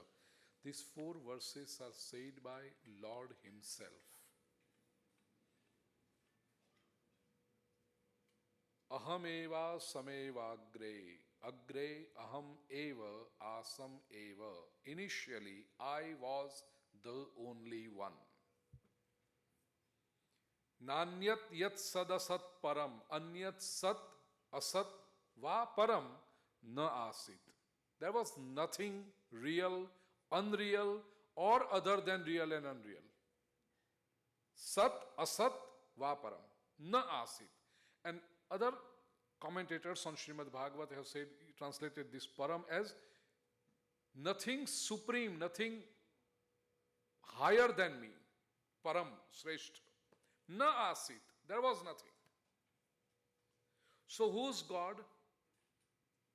What is God? God is not just a shape. He is definitely, our faith lies there and we worship Him, no doubt about it. But God is not limited to a particular name or a particular shape. What is God? God is that who existed even before the creation of this world. Ahameva samevagre.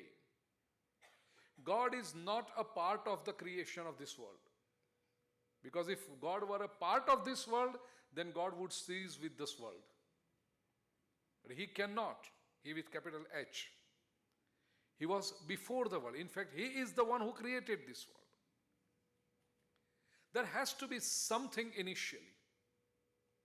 This is a very scientific principle, dear brothers and sisters.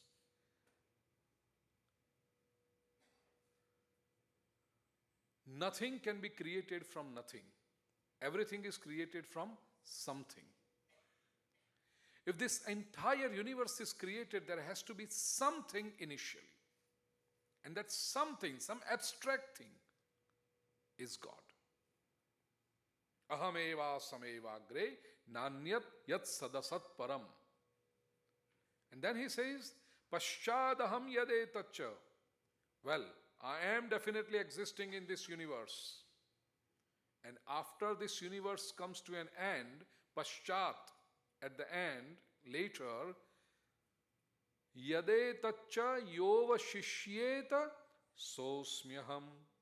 Yah avashishyet, whatever remains, that I am. In fact, if you want to be correct in translation, Yah avashishyet, whatever will remain, I am that. So whatever will remain is a future tense, but I am that is a present tense. God wants to say, what is past for you is present for me. Of course, the present is present for me, but what is future for you is still present for me. Yo vashishyet sa aham asmi. I am now that. God was always there, He is there, and He is the only one who will remain always. Again, scientific principle. As nothing is created from nothing, remember, nothing is destroyed to nothing. We have studied in our science lessons law of conservation of matter and law of conservation of energy. Matter or energy can neither be created nor destroyed. They are just transformed. Energy is transformed. Kinetic energy changes into potential energy. Potential energy again transforms into kinetic energy. Similarly, matter transforms. It is not destroyed. When people are talking about destruction of the world, there are some cults all around in all the faiths. And they say, world is going to come to an end. And they scare you to death with this, world is going to come to an end. Remember, my dear brothers and sisters, the Sanatan Vedic Sanskriti says, the culture says, our Vedas say, world can never come to an end. There is nothing like zero. I mean, not numerically, but in the world, there is nothing like total destruction. What remains, even after everything ceases to be, is God. This entire universe is created from the divine, it is maintained by the divine, and ultimately it will reduce to divine. The world is not an accident. The world is not going from bad to worse or from bad to good. Science says we are going from bad to good. Science says the world was not livable 50 years ago or 100 years ago. But look at the technological advancements we have done. We are making world better. So there are three theories. The world is going from good to bad. The world is going from bad to worse. Science says the world is going from bad to good. But Sanatan Vedic Sanskriti says the world began with divine, it is divine, and it will always remain divine. It's like a circle. It is created from God and it is ultimately going into merged into God. There is nothing like total destruction. You can't destroy anything in this world. I sometimes give a practical example in my discourses. Arindaban, can you give me a piece of paper from your note? Pachu nahi male chalse? Thank you.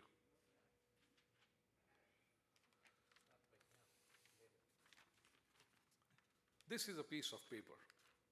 It's blank, but suppose you receive a letter in the morning in your mailbox, and when you open this letter, you read it, someone has written a very disgusting letter in a profane language to you. He's abused you. He's writing that you have committed things which you can't even dream of doing. It's such an abusive letter, and your blood literally boils on reading this letter. You come to an end of the letter and look for the signature. The person has not signed it. He has written XYZ. There are some cowards in the society who can't come to tell you anything face to face, but they send some unnamed letters, unsigned letters, XYZ. You look for the return address. Where has it been mailed from? And there is no return address over there. So the person is untraceable. You can't even make out the handwriting because it is typewritten. It is. You get so angry, and your entire anger comes on this letter. You want to destroy this letter. Instead of the person who wrote it, you want to destroy this letter. I challenge you, my dear brothers and sisters, from this Vyaspit, I challenge you. You cannot destroy this piece of paper. You will say, it's so easy. Out of your anger, you will say, the letter is destroyed? No, here it is. It is transformed. It was a plain sheet. It has changed its form. So no, we know how to destroy it. Am I destroying this letter? No, I am transforming this letter. It was one paper, now it is into so many bits and pieces of paper. Now if there is some gentleman sitting here with a habit of agarbatti, he'll come up and say, Guruji, what are you doing? You are rendering Bhagavad in such a scholastic way and you don't know how to destroy this paper. It's my job. I'll do it. He'll pull out lighter from his pocket and here, look at this. In less than 10 seconds, the letter is it destroyed? No, precisely. It will turn into ash. This piece, the sheet of paper is changed, transformed into ash. And what will you do with that ash? You cannot do anything more than that. It is transformed. Dear brothers and sisters, if you can't destroy such a small piece of paper, how can you talk of destruction of this entire universe? It's impossible. It will be transformed. But there are some cults, they come up every 5 to 7 years or once in a decade. People were talking in Y2K, world will come to an end. Yeah, then some people came out in 2008, end of the world. But it didn't happen, so they postponed it to 2012. World will come to an end, and here we are in 2014. Now they are talking about 2020. Don't worry, We are going to hold a wonderful Katha in 2021 here.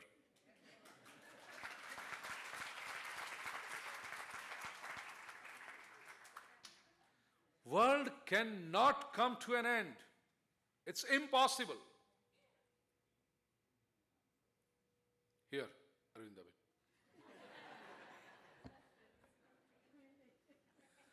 So,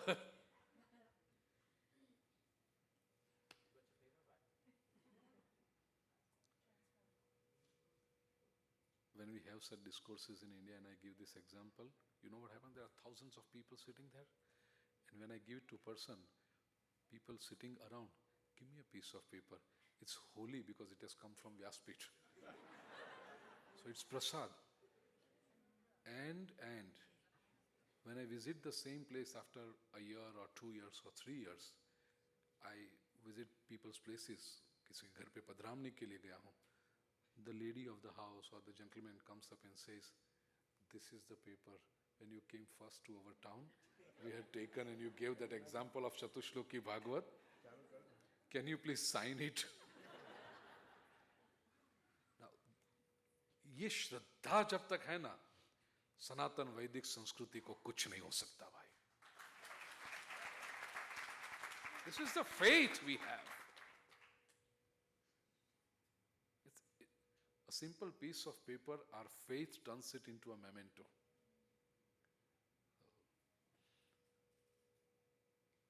Which is eternal. The faith is eternal. It cannot be destroyed. In the second verse, Lord says, Rutertham yat pratiyeta na pratiyeta chatmani. Sometimes he is visible, sometimes he is not. Pratiti, appearance. Sometimes he is visible, sometimes he is not. Most people who claim to not believe in God argue that if there were a God, why is he not seen? And we don't believe in God unless and until we see him, because we are very scientific minded. We only believe in what we see. So if you tell us that there is God, show us, where is he? This is not a very intelligent argument, my dear brothers and sisters, but mostly we have innocent devotees who do not take trouble to understand scriptures.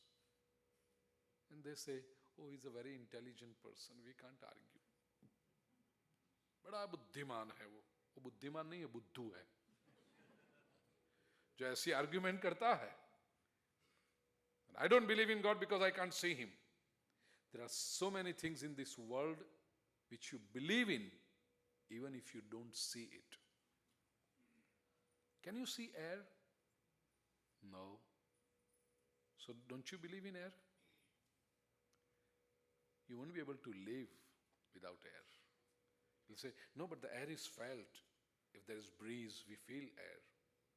You don't see air, you feel air. Can you see love?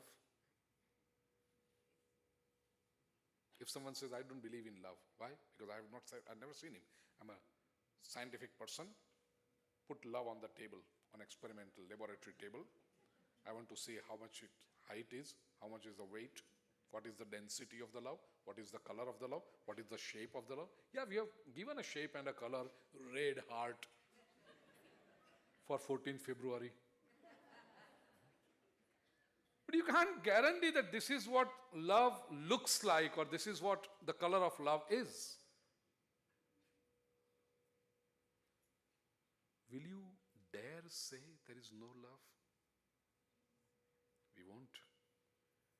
Because though we have not seen love, we have experienced love. We have felt love. Mother's love, father's love, brother's love, sister's love, friend's love, teacher's love, spouse's love. It's little, but well, it is there. The quantity may differ. Guru's love, we have experienced it. So we cannot deny the existence of love simply because we have not seen love. Similarly, God is not an object or a person to be seen. God is to be experienced. And you have to qualify. Even to understand this experience, you have to qualify.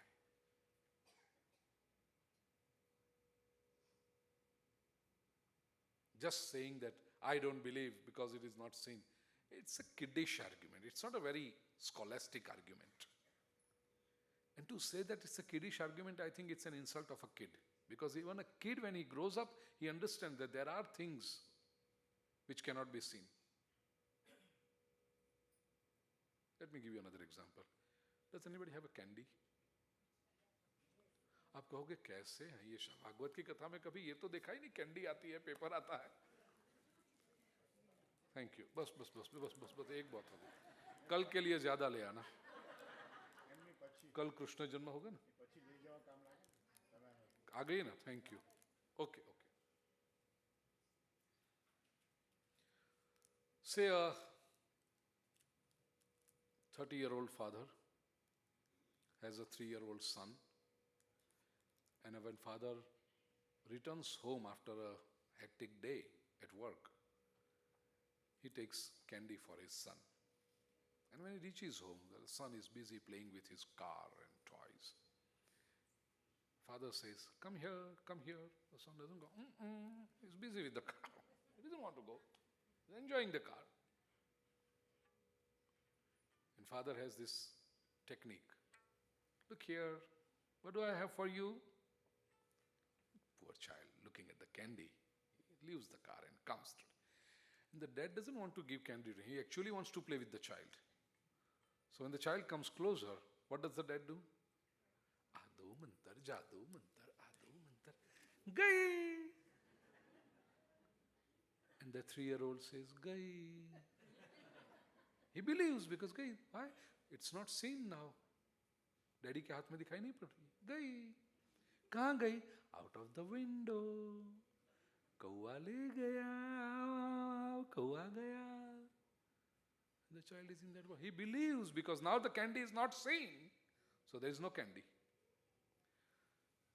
1 year passes by. Child becomes 4 and dad becomes 31. Routine is the same. Evening, while returning home, he takes a candy for his son. The son is playing. Action replay. Son is playing, busy with his toys. Maybe a computer game now. And father says, come here.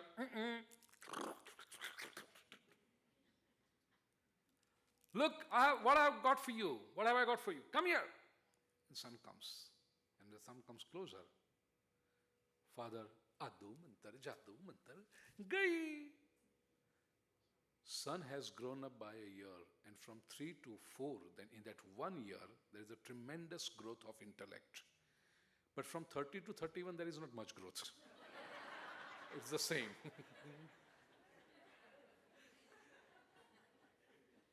So this 31-year-old father cannot understand what the growth has in the child. The child says, Dad, raise your arm. Dad, now you can't fool me that since the candy is not in your hand, it's no more.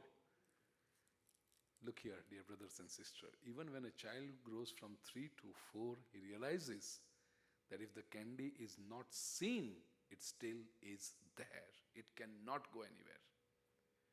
But people who claim to be very intelligent and educated and scientific and rational do such hollow claims, baseless claims that there is no God simply because he is not seen. And they can't understand this in fight of growing from 34 to 44 to 64 to 84. They just keep rattling the same, because the God is not seen, he's not there.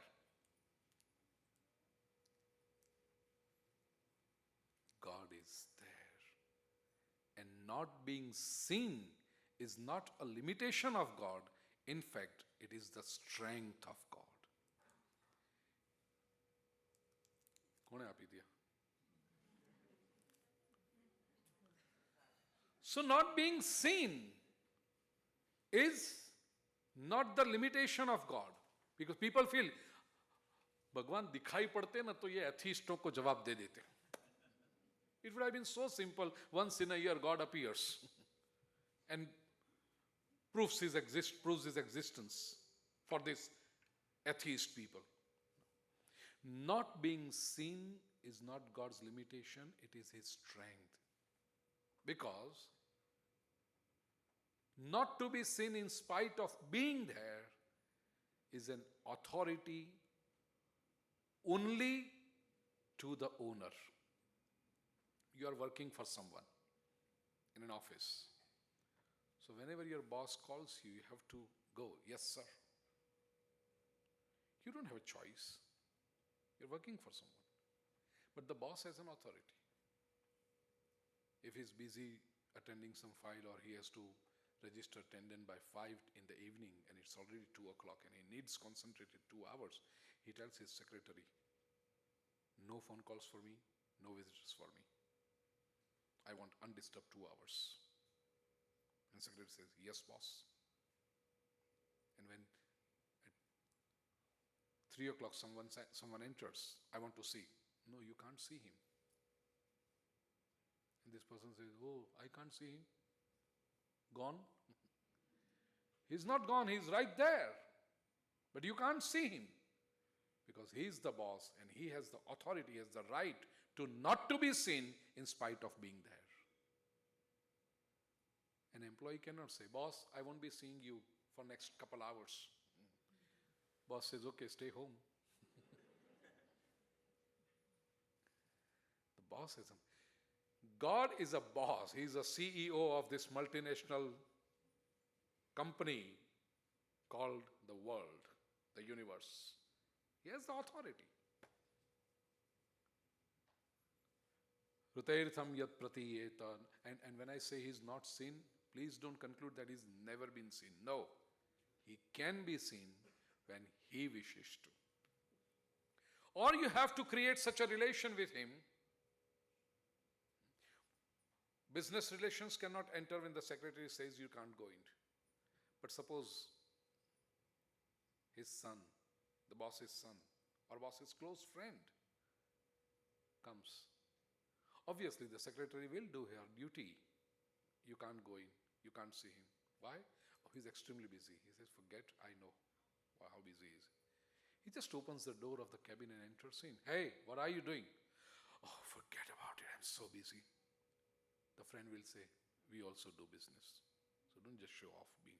Come on, let's have a cup of coffee together. Now the relation is such that in spite of being extremely busy, he has to spare those 10 minutes over a cup of coffee with him. He just walks in and sometimes even tells you, I'll help you. Tell me what to do. Because the relation is such. It's such a confidential relation that even when he's feeling the tender, the friend can come in and he can know what figures are being put there.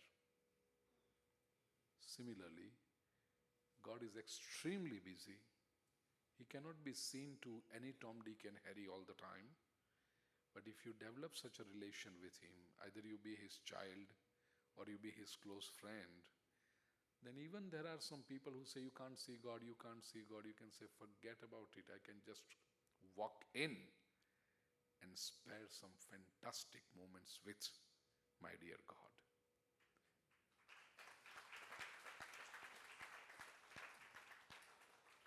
But we have to build such relations.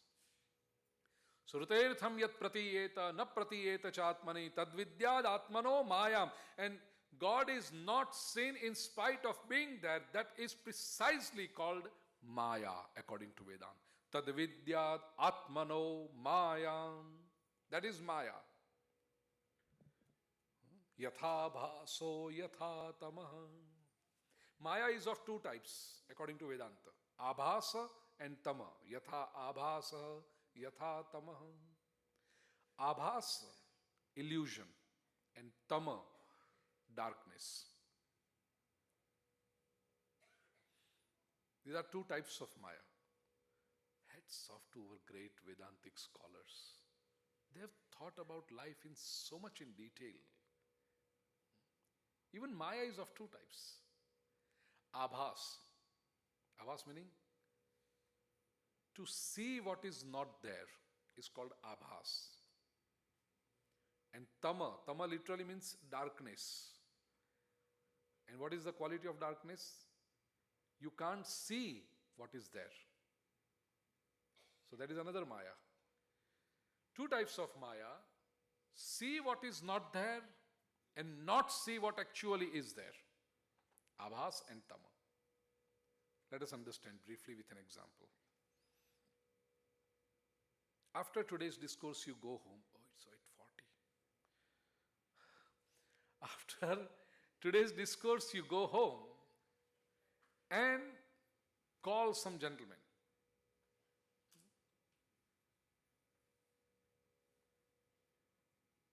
Praveen bhai. Random example. Hello, Praveen. I saw you in the temple today. Praveen will say, which temple? Ram Mandir. The Katha is going on there. Yeah, I know about a Katha going on there, and I have received the flyer also. Even the volunteer from the temple called me personally to come for the Katha, but I wasn't there. You weren't? I saw you. You were in the front and you were doing Aarti, and I was right at the back because the hall was filled. And I thought after the Aarti I will catch you over the dinner, but then I couldn't find you. Friend said, no, I wasn't there. I'm planning tomorrow because tomorrow is Krishna Janma. Oh, you weren't there? I thought it was you. See, Praveen wasn't there, but you saw Praveen. You felt he was there. This is called Abhas. To see what is not there. And Tama, to not see what is there. On going home, you receive a phone from Savita Ben. Is there a Savita Ben here? No, thank you very much. Huh? છે? કઈ વાંધો નહીં, જે થાય કરી લે. You receive a phone from Savita Ben.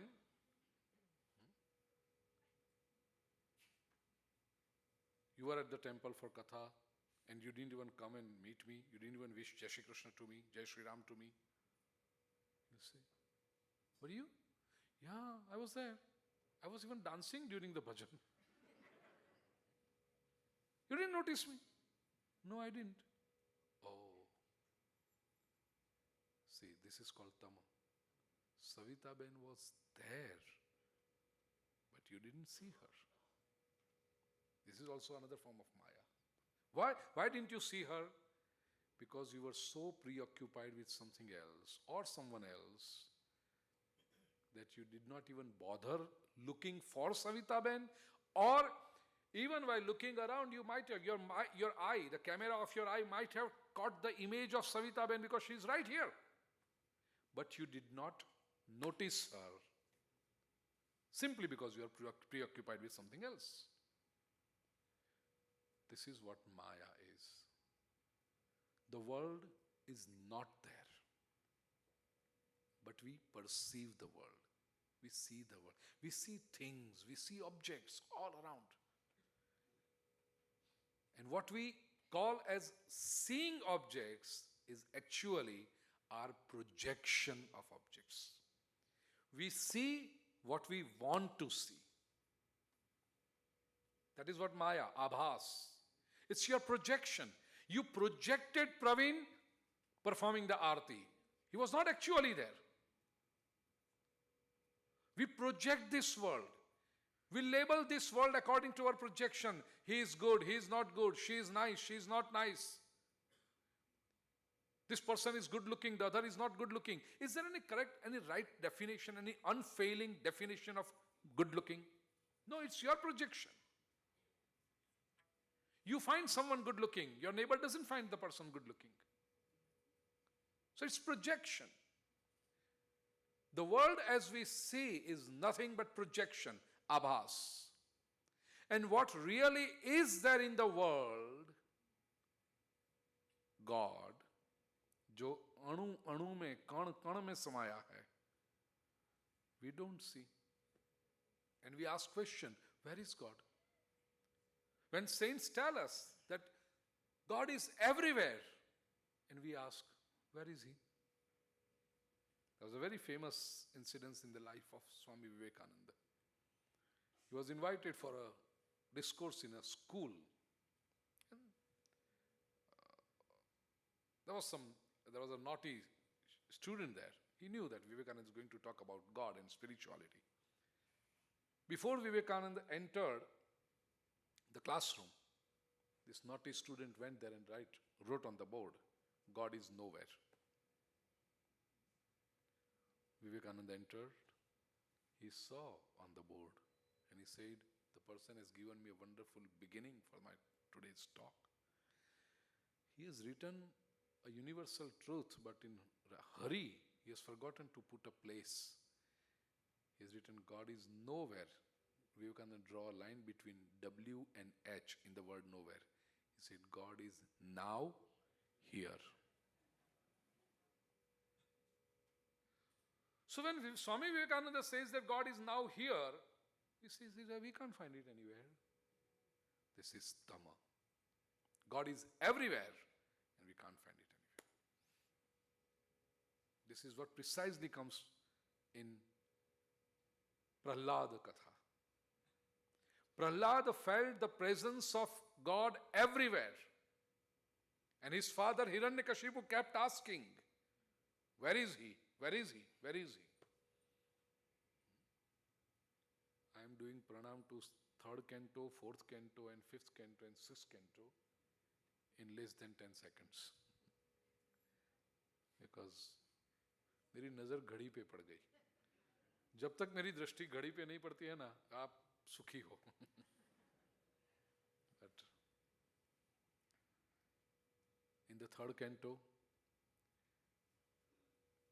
the 3rd canto begins with the situation which drew the Pandava and Kaurava clan into war of Mahabharata. The circumstances that were there. And then Sarga Leela, 3rd canto, as I had explained. Sarga is creation, how the world was created. Vaman Avatar, Vamanji liberated the earth, and on that earth, Manu and Shatrupa's family, lineage went up. Manu and Shatrupa had 5 children, 2 sons and 3 daughters. One of the daughters was married to Kardam Rishi. The name of the daughter was Devahuti. She was married to sage Kardam. They had 9 daughters, symbolic of 9 types of devotion. Shravanam, Kirtanam, Vishnu, Smaranam, Padasevanam, Archanam, Vandanam, Dasyam, Sakyam, Atma Nivedanam. Shrimad Bhagwat is such an exhaustive scripture that even if we speak on each canto for 7 days, the time won't be enough. And we have to describe this all 18,000 verses in 7 days. Only the person sitting on this Vyaspit understands the limitation. And Samayatit Vishay ko samay ke bandhan mein raake rakhna. It is not difficult, it is impossible. So 9 types of devotion were 9 daughters. Devahuti expressed a desire to have a son. Bhagavan Kapil, Kardam Rishi showed her the way. He gave her the Anushtan, Krucha Chandra and Vrat, which Devahuti ji did. And as a result of that Anushtan, that vow, Kapil Bhagavan was born, who's one of the 24 main incarnations of Lord Vishnu. And he is wisdom incarnate. Kapil Bhagavan is the embodiment of wisdom, knowledge. Kapil Bhagavan preached Sankhya Shastra to his mother Devahuti. Sankhya Shastra is pure logic. Sankhya Shastra, science of Sankhya, And the word Sankhya comes from Sankhya. Sankhya is number. It's 2 plus 2 is equal to 4. Similarly, the entire path of spirituality to attain Godhood is described as 2 plus 2 is equal to 4. Sankhya, absolute logical path. Absolutely rational path. The fourth canto begins with Datta Pradurbhav Katha. One of the 9 daughters of Kardam and Devhuti, her name was Anasuya, was married to sage Atri. And Atri and Anasuya performed vow, Anushthan, and they chanted a mantra. We have the mantra in our book. This mantra is a wonderful Anushthan for 2 things. A, if a married couple cannot bear child for a long period, this is a very good mantra. It is very good Anushthan to have a child, and not just a child, because, well, scientifically speaking, if a man and a woman stay together, child is a biochemical reaction. But if you want a divine child, if you want God to be born in your family, a divine child, then the young parents-to-be should chant this mantra. Page number 112, mantra 16th. Atri Rishi has. Let us chant it stanza by stanza. I have explained all these Anushtans in detail in our Bhagwat Granth, which is in Gujarati and English, both the languages. But here, since it comes as a part of the Katha, I will tell you. Let us chant it stanza by stanza. Page number 112 in English and 111 in Gujarati. Solmo Shlok, verse number 16. Sharanantam prapadyeham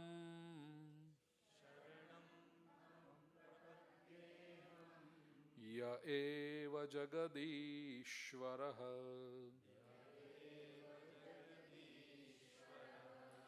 Prajamatmatamam mahiyam Prajamatmasamam mahiyam Prajamatmasamam mahiyam Prayacchatviti chintayan. Those who have book in their hands will understand the meaning. Sharanam tam prapadyeham. Aham means I. Tam sharanam prapadye. I take refuge to him. Who? Ya eva jagadishvaraha. He who's the master, who's the Lord of entire universe. Jagadishvara. And why am I going to him? With which thought am I going to him? With which expectation I am taking his refuge? Prajam atma samam mahiyam prayachatu. Atma samam prajam mahiyam prayachatu. Dear God, let my progeny, look at the similarity in words, praja, progeny. Atma samam prajam mahiyam prayachatu. May my progeny be like you, dear God. Iti chintayan. Such thinking, with such contemplation, I take your refuge, dear Lord. May my progeny be like you. At the end of this vow, Brahma, Vishnu and Shivji, 3 gods appear. And sage Atri was a little bit confused. He said, I have meditated on one. Ya eva jagadishvara. It's a singular word. The Lord of the universe. And who are these 3 guys standing in front of me? Lord said, Yatha krutaste sankalpo bhavyam te naivananyata sat sankalpasyate brahman yadavai dhyayati te vayam. Rishi, Atri, your expectation cannot fail, because the way you have performed this vow, we are one. Though we appear 3 different, but we are one. Essentially we are one. Here, Shrimad Bhagwat proves the unity in diversity of God. We have different forms of God, but the God is not different. It is the expression which is different, but the experience is the same. Ekam sad tad vipra bahudha vadanti. The truth, the supreme truth is the same. Its expression is different. वरदान मांगो ऋषि क्या चाहिए?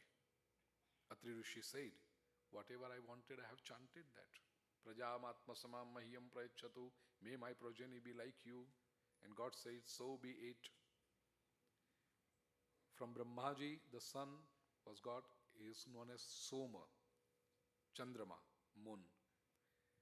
From Shivji, said Durvasa was born. And Lord Vishnu thought, what will I give? Because he has asked for son like me. How can I find somebody like me? But I have promised, so I will give. Sage Vishnu said, okay, I can't find anybody like me, so I am coming to you. Datto maya aham iti yad bhagavan sadatta datta narayana deva ki jai. Ben Meena, તારે ત્યાં જે દત્ત ભગવાનના દર્શન કર્યા હતા. દત્ત નારાયણ દેવ કી.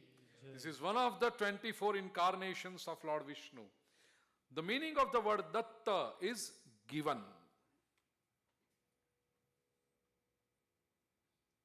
God gave himself. That is Datta. Avdhut.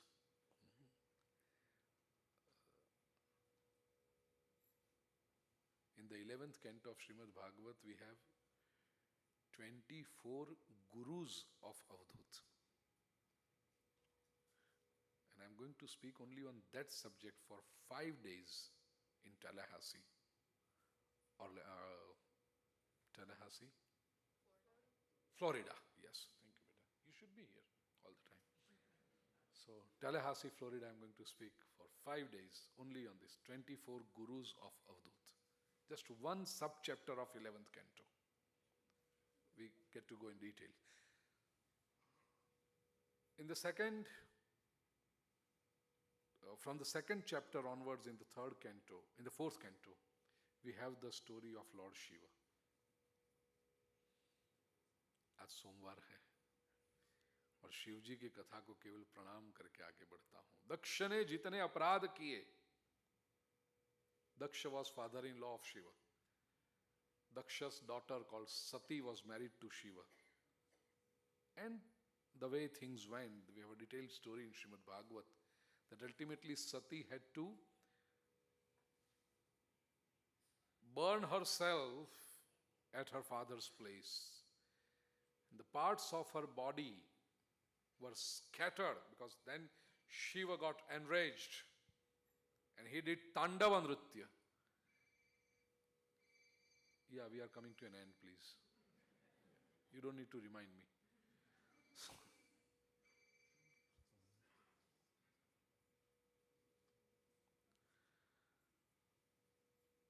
Lord Shiva did Tandava Nritya. And Sati's body was scattered into 51 parts, and all different parts fell all over the Indian continent, Aryavarta, from Afghanistan to Ceylon and Himalaya and Tibet. These 51 places are called Shakti Sthan. Shakti Kendras. And one such very prominent Shakti Kendra is Mansarovar, that I am going to visit in August for the 9th time. Shiva, everybody knows about Kailas, which is an abode of Shiva. But Mansarovar is a Shakti Sthan. There are 51 such kendras. Ambaji, Arasur, is very important, very prominent amongst them. They're all over in India. In the 9th chapter, from 8th chapter onwards, we have the story of Dhruva, a 5-year-old child, insulted by stepmother that he cannot sit in the father's lap. He went to perform vow under the guidance of Guru Narad, who gave him a 12-letter mantra, Om Namo Bhagavate Vasudevaya. Within 6 months of a very faith-charged penance, Lord was so pleased that he wanted to have vision of this young devotee. So Lord appeared in front of Dhruva,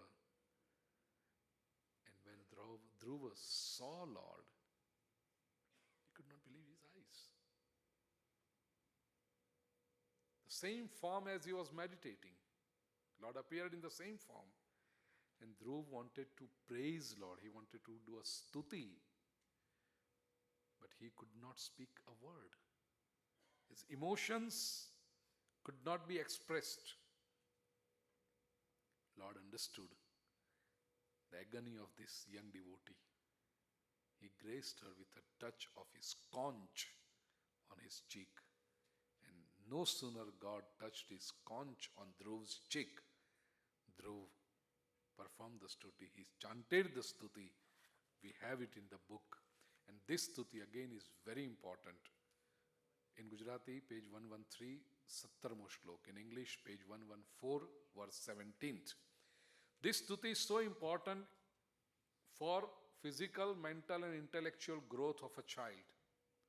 Well, there are certain children in the society who are physically challenged.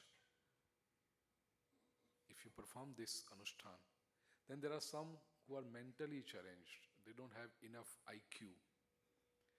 And most often, these are very rare cases, but most often we feel that the child is physically fit, mentally fit, intellectually also fit, but he or she doesn't have concentration power.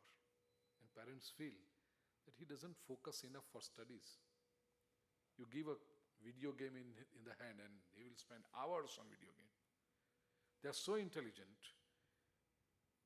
When a new cell phone is given to grandfather plays, he fiddles with it for 15 days and he can't make out what is to do with what.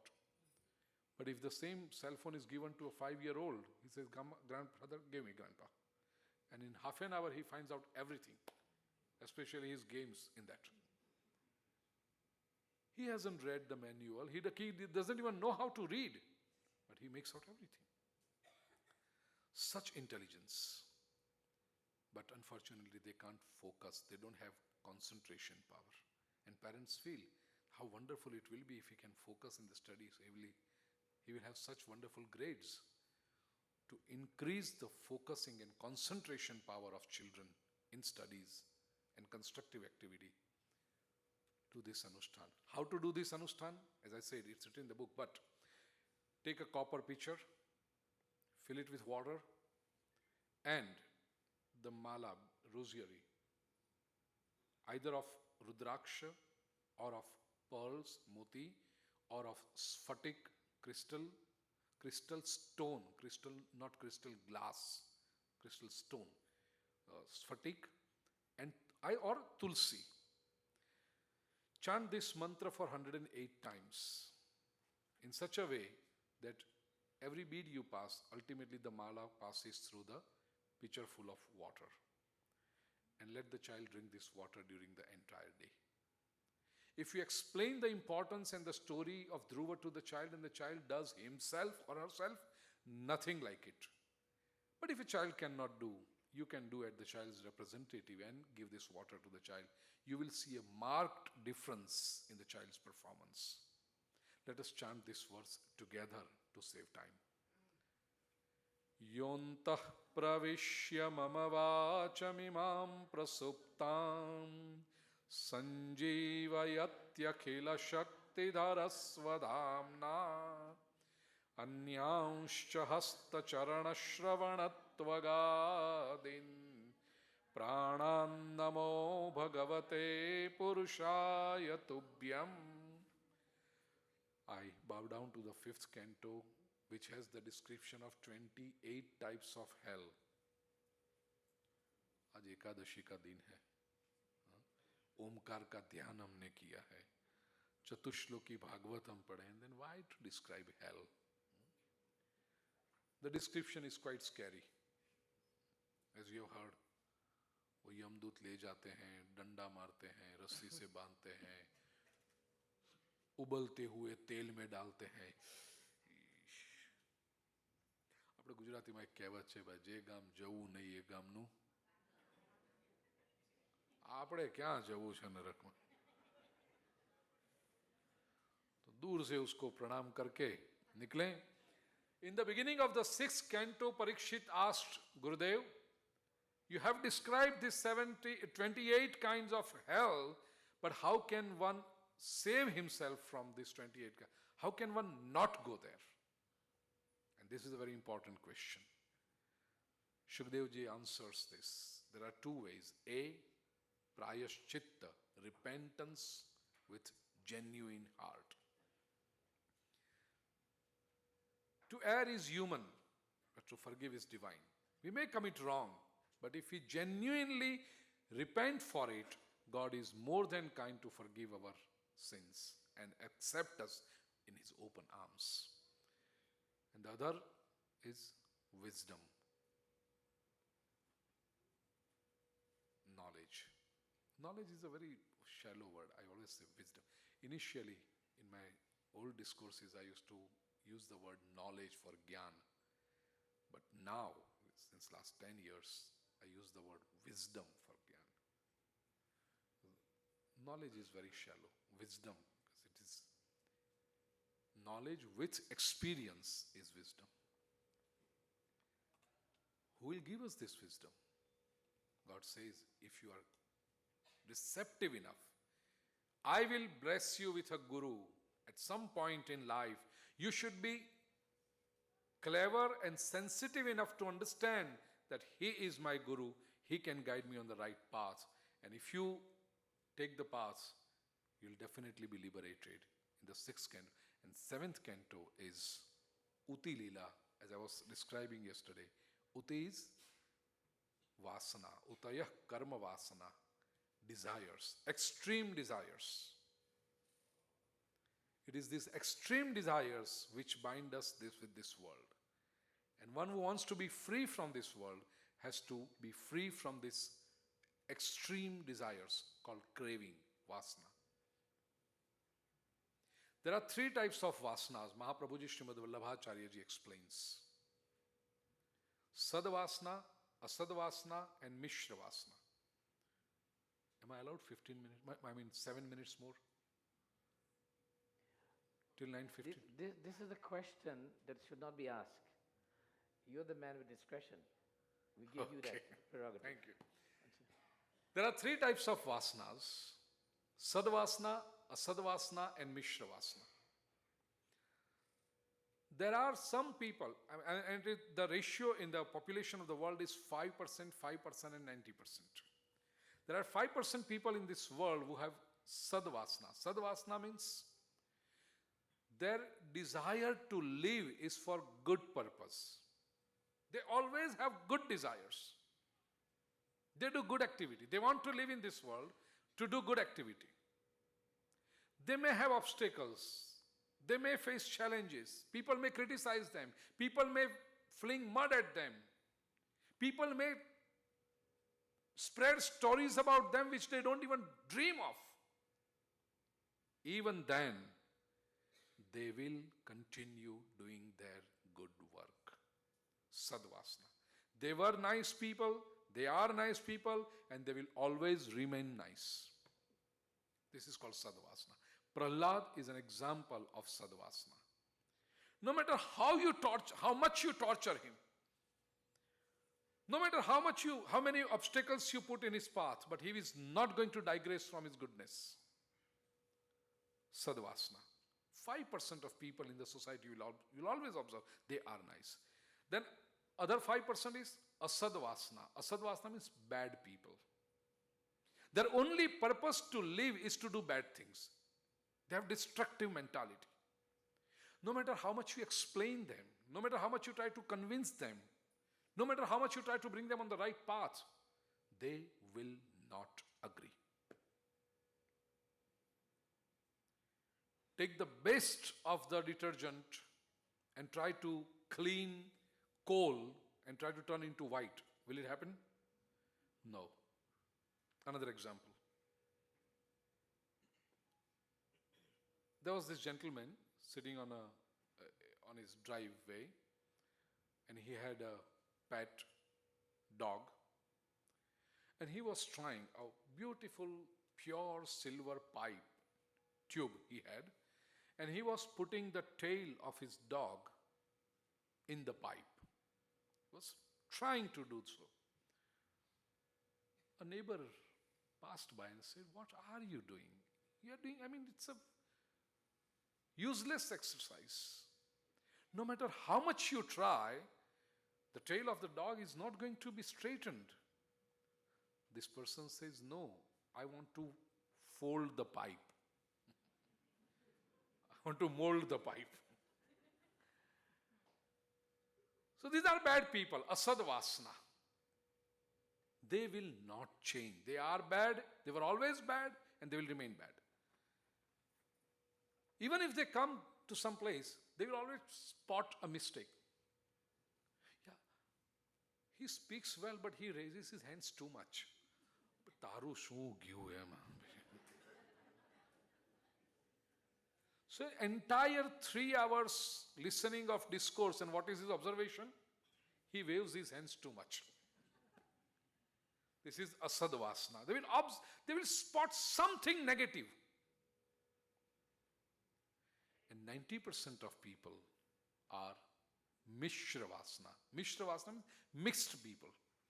Meaning, if they are with good people, they will behave as good people. But if they are with bad people, they will behave as पानी रे पानी तेरा रंग कैसा जिसमें मिलाओ उसके रंग जैसा. So if they are sitting in satsang, you will feel, wow, such wonderful devotees. And after about an hour, if you spot them sitting with 4 people in some corner, you will say, an hour ago you were in a satsang and now you are... I'm not habituated. No, it's just social. It's these 4 people wanted some company, so I have 4 people who want a 5th person's company in drinking poison. So these are most people in this world are mishravasana. What they want is a role model. And if they have a sad role model, positive person, they will follow him. Dear brothers and sisters, the point I want to drive across is, when we talk about Satyug and Kaliyug, what is it? In Satyug, bad people were always there. Ravan was there when Sri Ram was here. Kans was there when Sri Krishna was here. They are always there. The world has never been 100% good. No, there was never such time. But Satyug is when 95% people are good and 5% people are bad. That is Satyug. While what is Kaliyug? Kaliyug is when 5% good people are always there, but 90% Mishra people, mixed people, will follow the ideal of those bad people. And so what you see in the society is 95% bad people. That is Kaliyug. Now to change from Kaliyug to Satyug, you don't have to wait for God to come. It is in our hands. What we have to do, we have to strengthen this 5% good people to such an extent that this 90% Mishra people, followers, join the bandwagon of these 5 people, good people. Ultimately, we will see 95% good people, and that is Satyug, what you can feel now.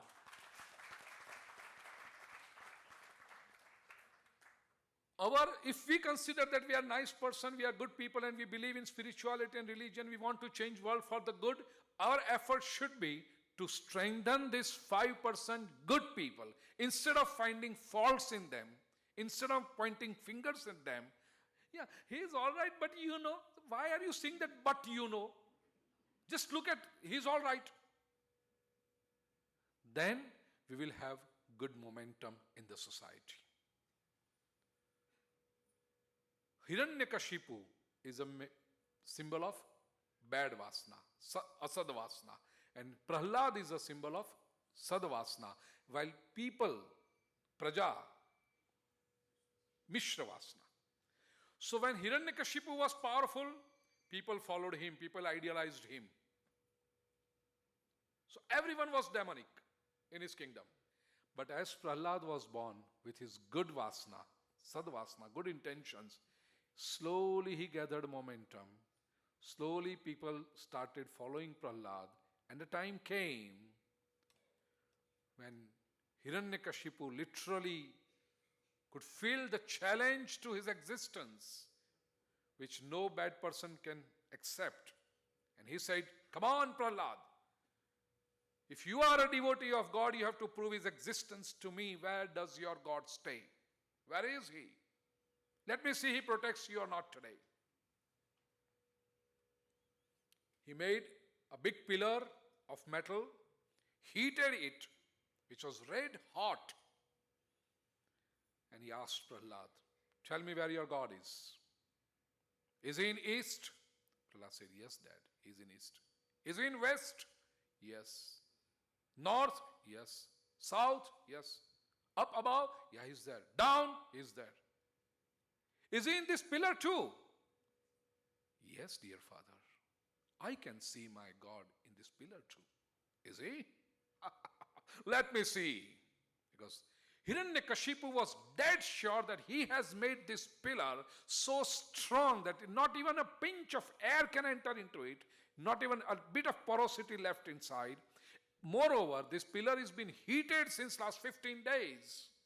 How can anybody survive in this pillar? Let me see how your God survives, how helps you. With a huge gada, Hiranyakashipu jumped down, mace, gada is mace. With a huge mace in his hand, he jumped down and he tried to stroke the pillar. Once, twice, and the third time, the moment Hiranyakashipu charged the pillar broke open, and Nrsimha Devaki, Lord is born in the form of Nrsimha. Because Hiranyakashipu was blessed with a boon by Brahmaji, he cannot be killed inside the home or outside the home. He cannot be killed during the day or the night. He cannot be killed by a man or an animal. He cannot be killed by so many ifs and buts. But God has his own way. He took a form of neither human nor animal. Nrsimha. Head was of lion and body was of man. Lord Nrsimha dragged Hiranyakashipu on the door frame, on the dehleej, umbro, and took him in his lap. Hiranyakashipu kept arguing, I have a boon from Brahmaji. Lord Nrsimha said, what are the conditions of that boon? Go on. He said, neither in nor out. Lord Nrsimha said, we are neither in nor out. We are exactly on the door frame. Not in the day and night. Lord says, this is not a day and night. This is exactly a twilight. Sandhi samay. Next. Man or animal. God says, look at my form. Nobody can kill me with a weapon. God says, I am not going to. Jalme sthalme, not in water and not in earth. God says, you are not in water, neither in water nor in land. You are in my lap. You cannot use any weapon. God says, no, I am not going to use any weapon. He killed with his nails. Ultimately, gods and all performed a prayer to Lord Nrsimha. We have it in the book on page number 115 and 116 in English, verse 25th.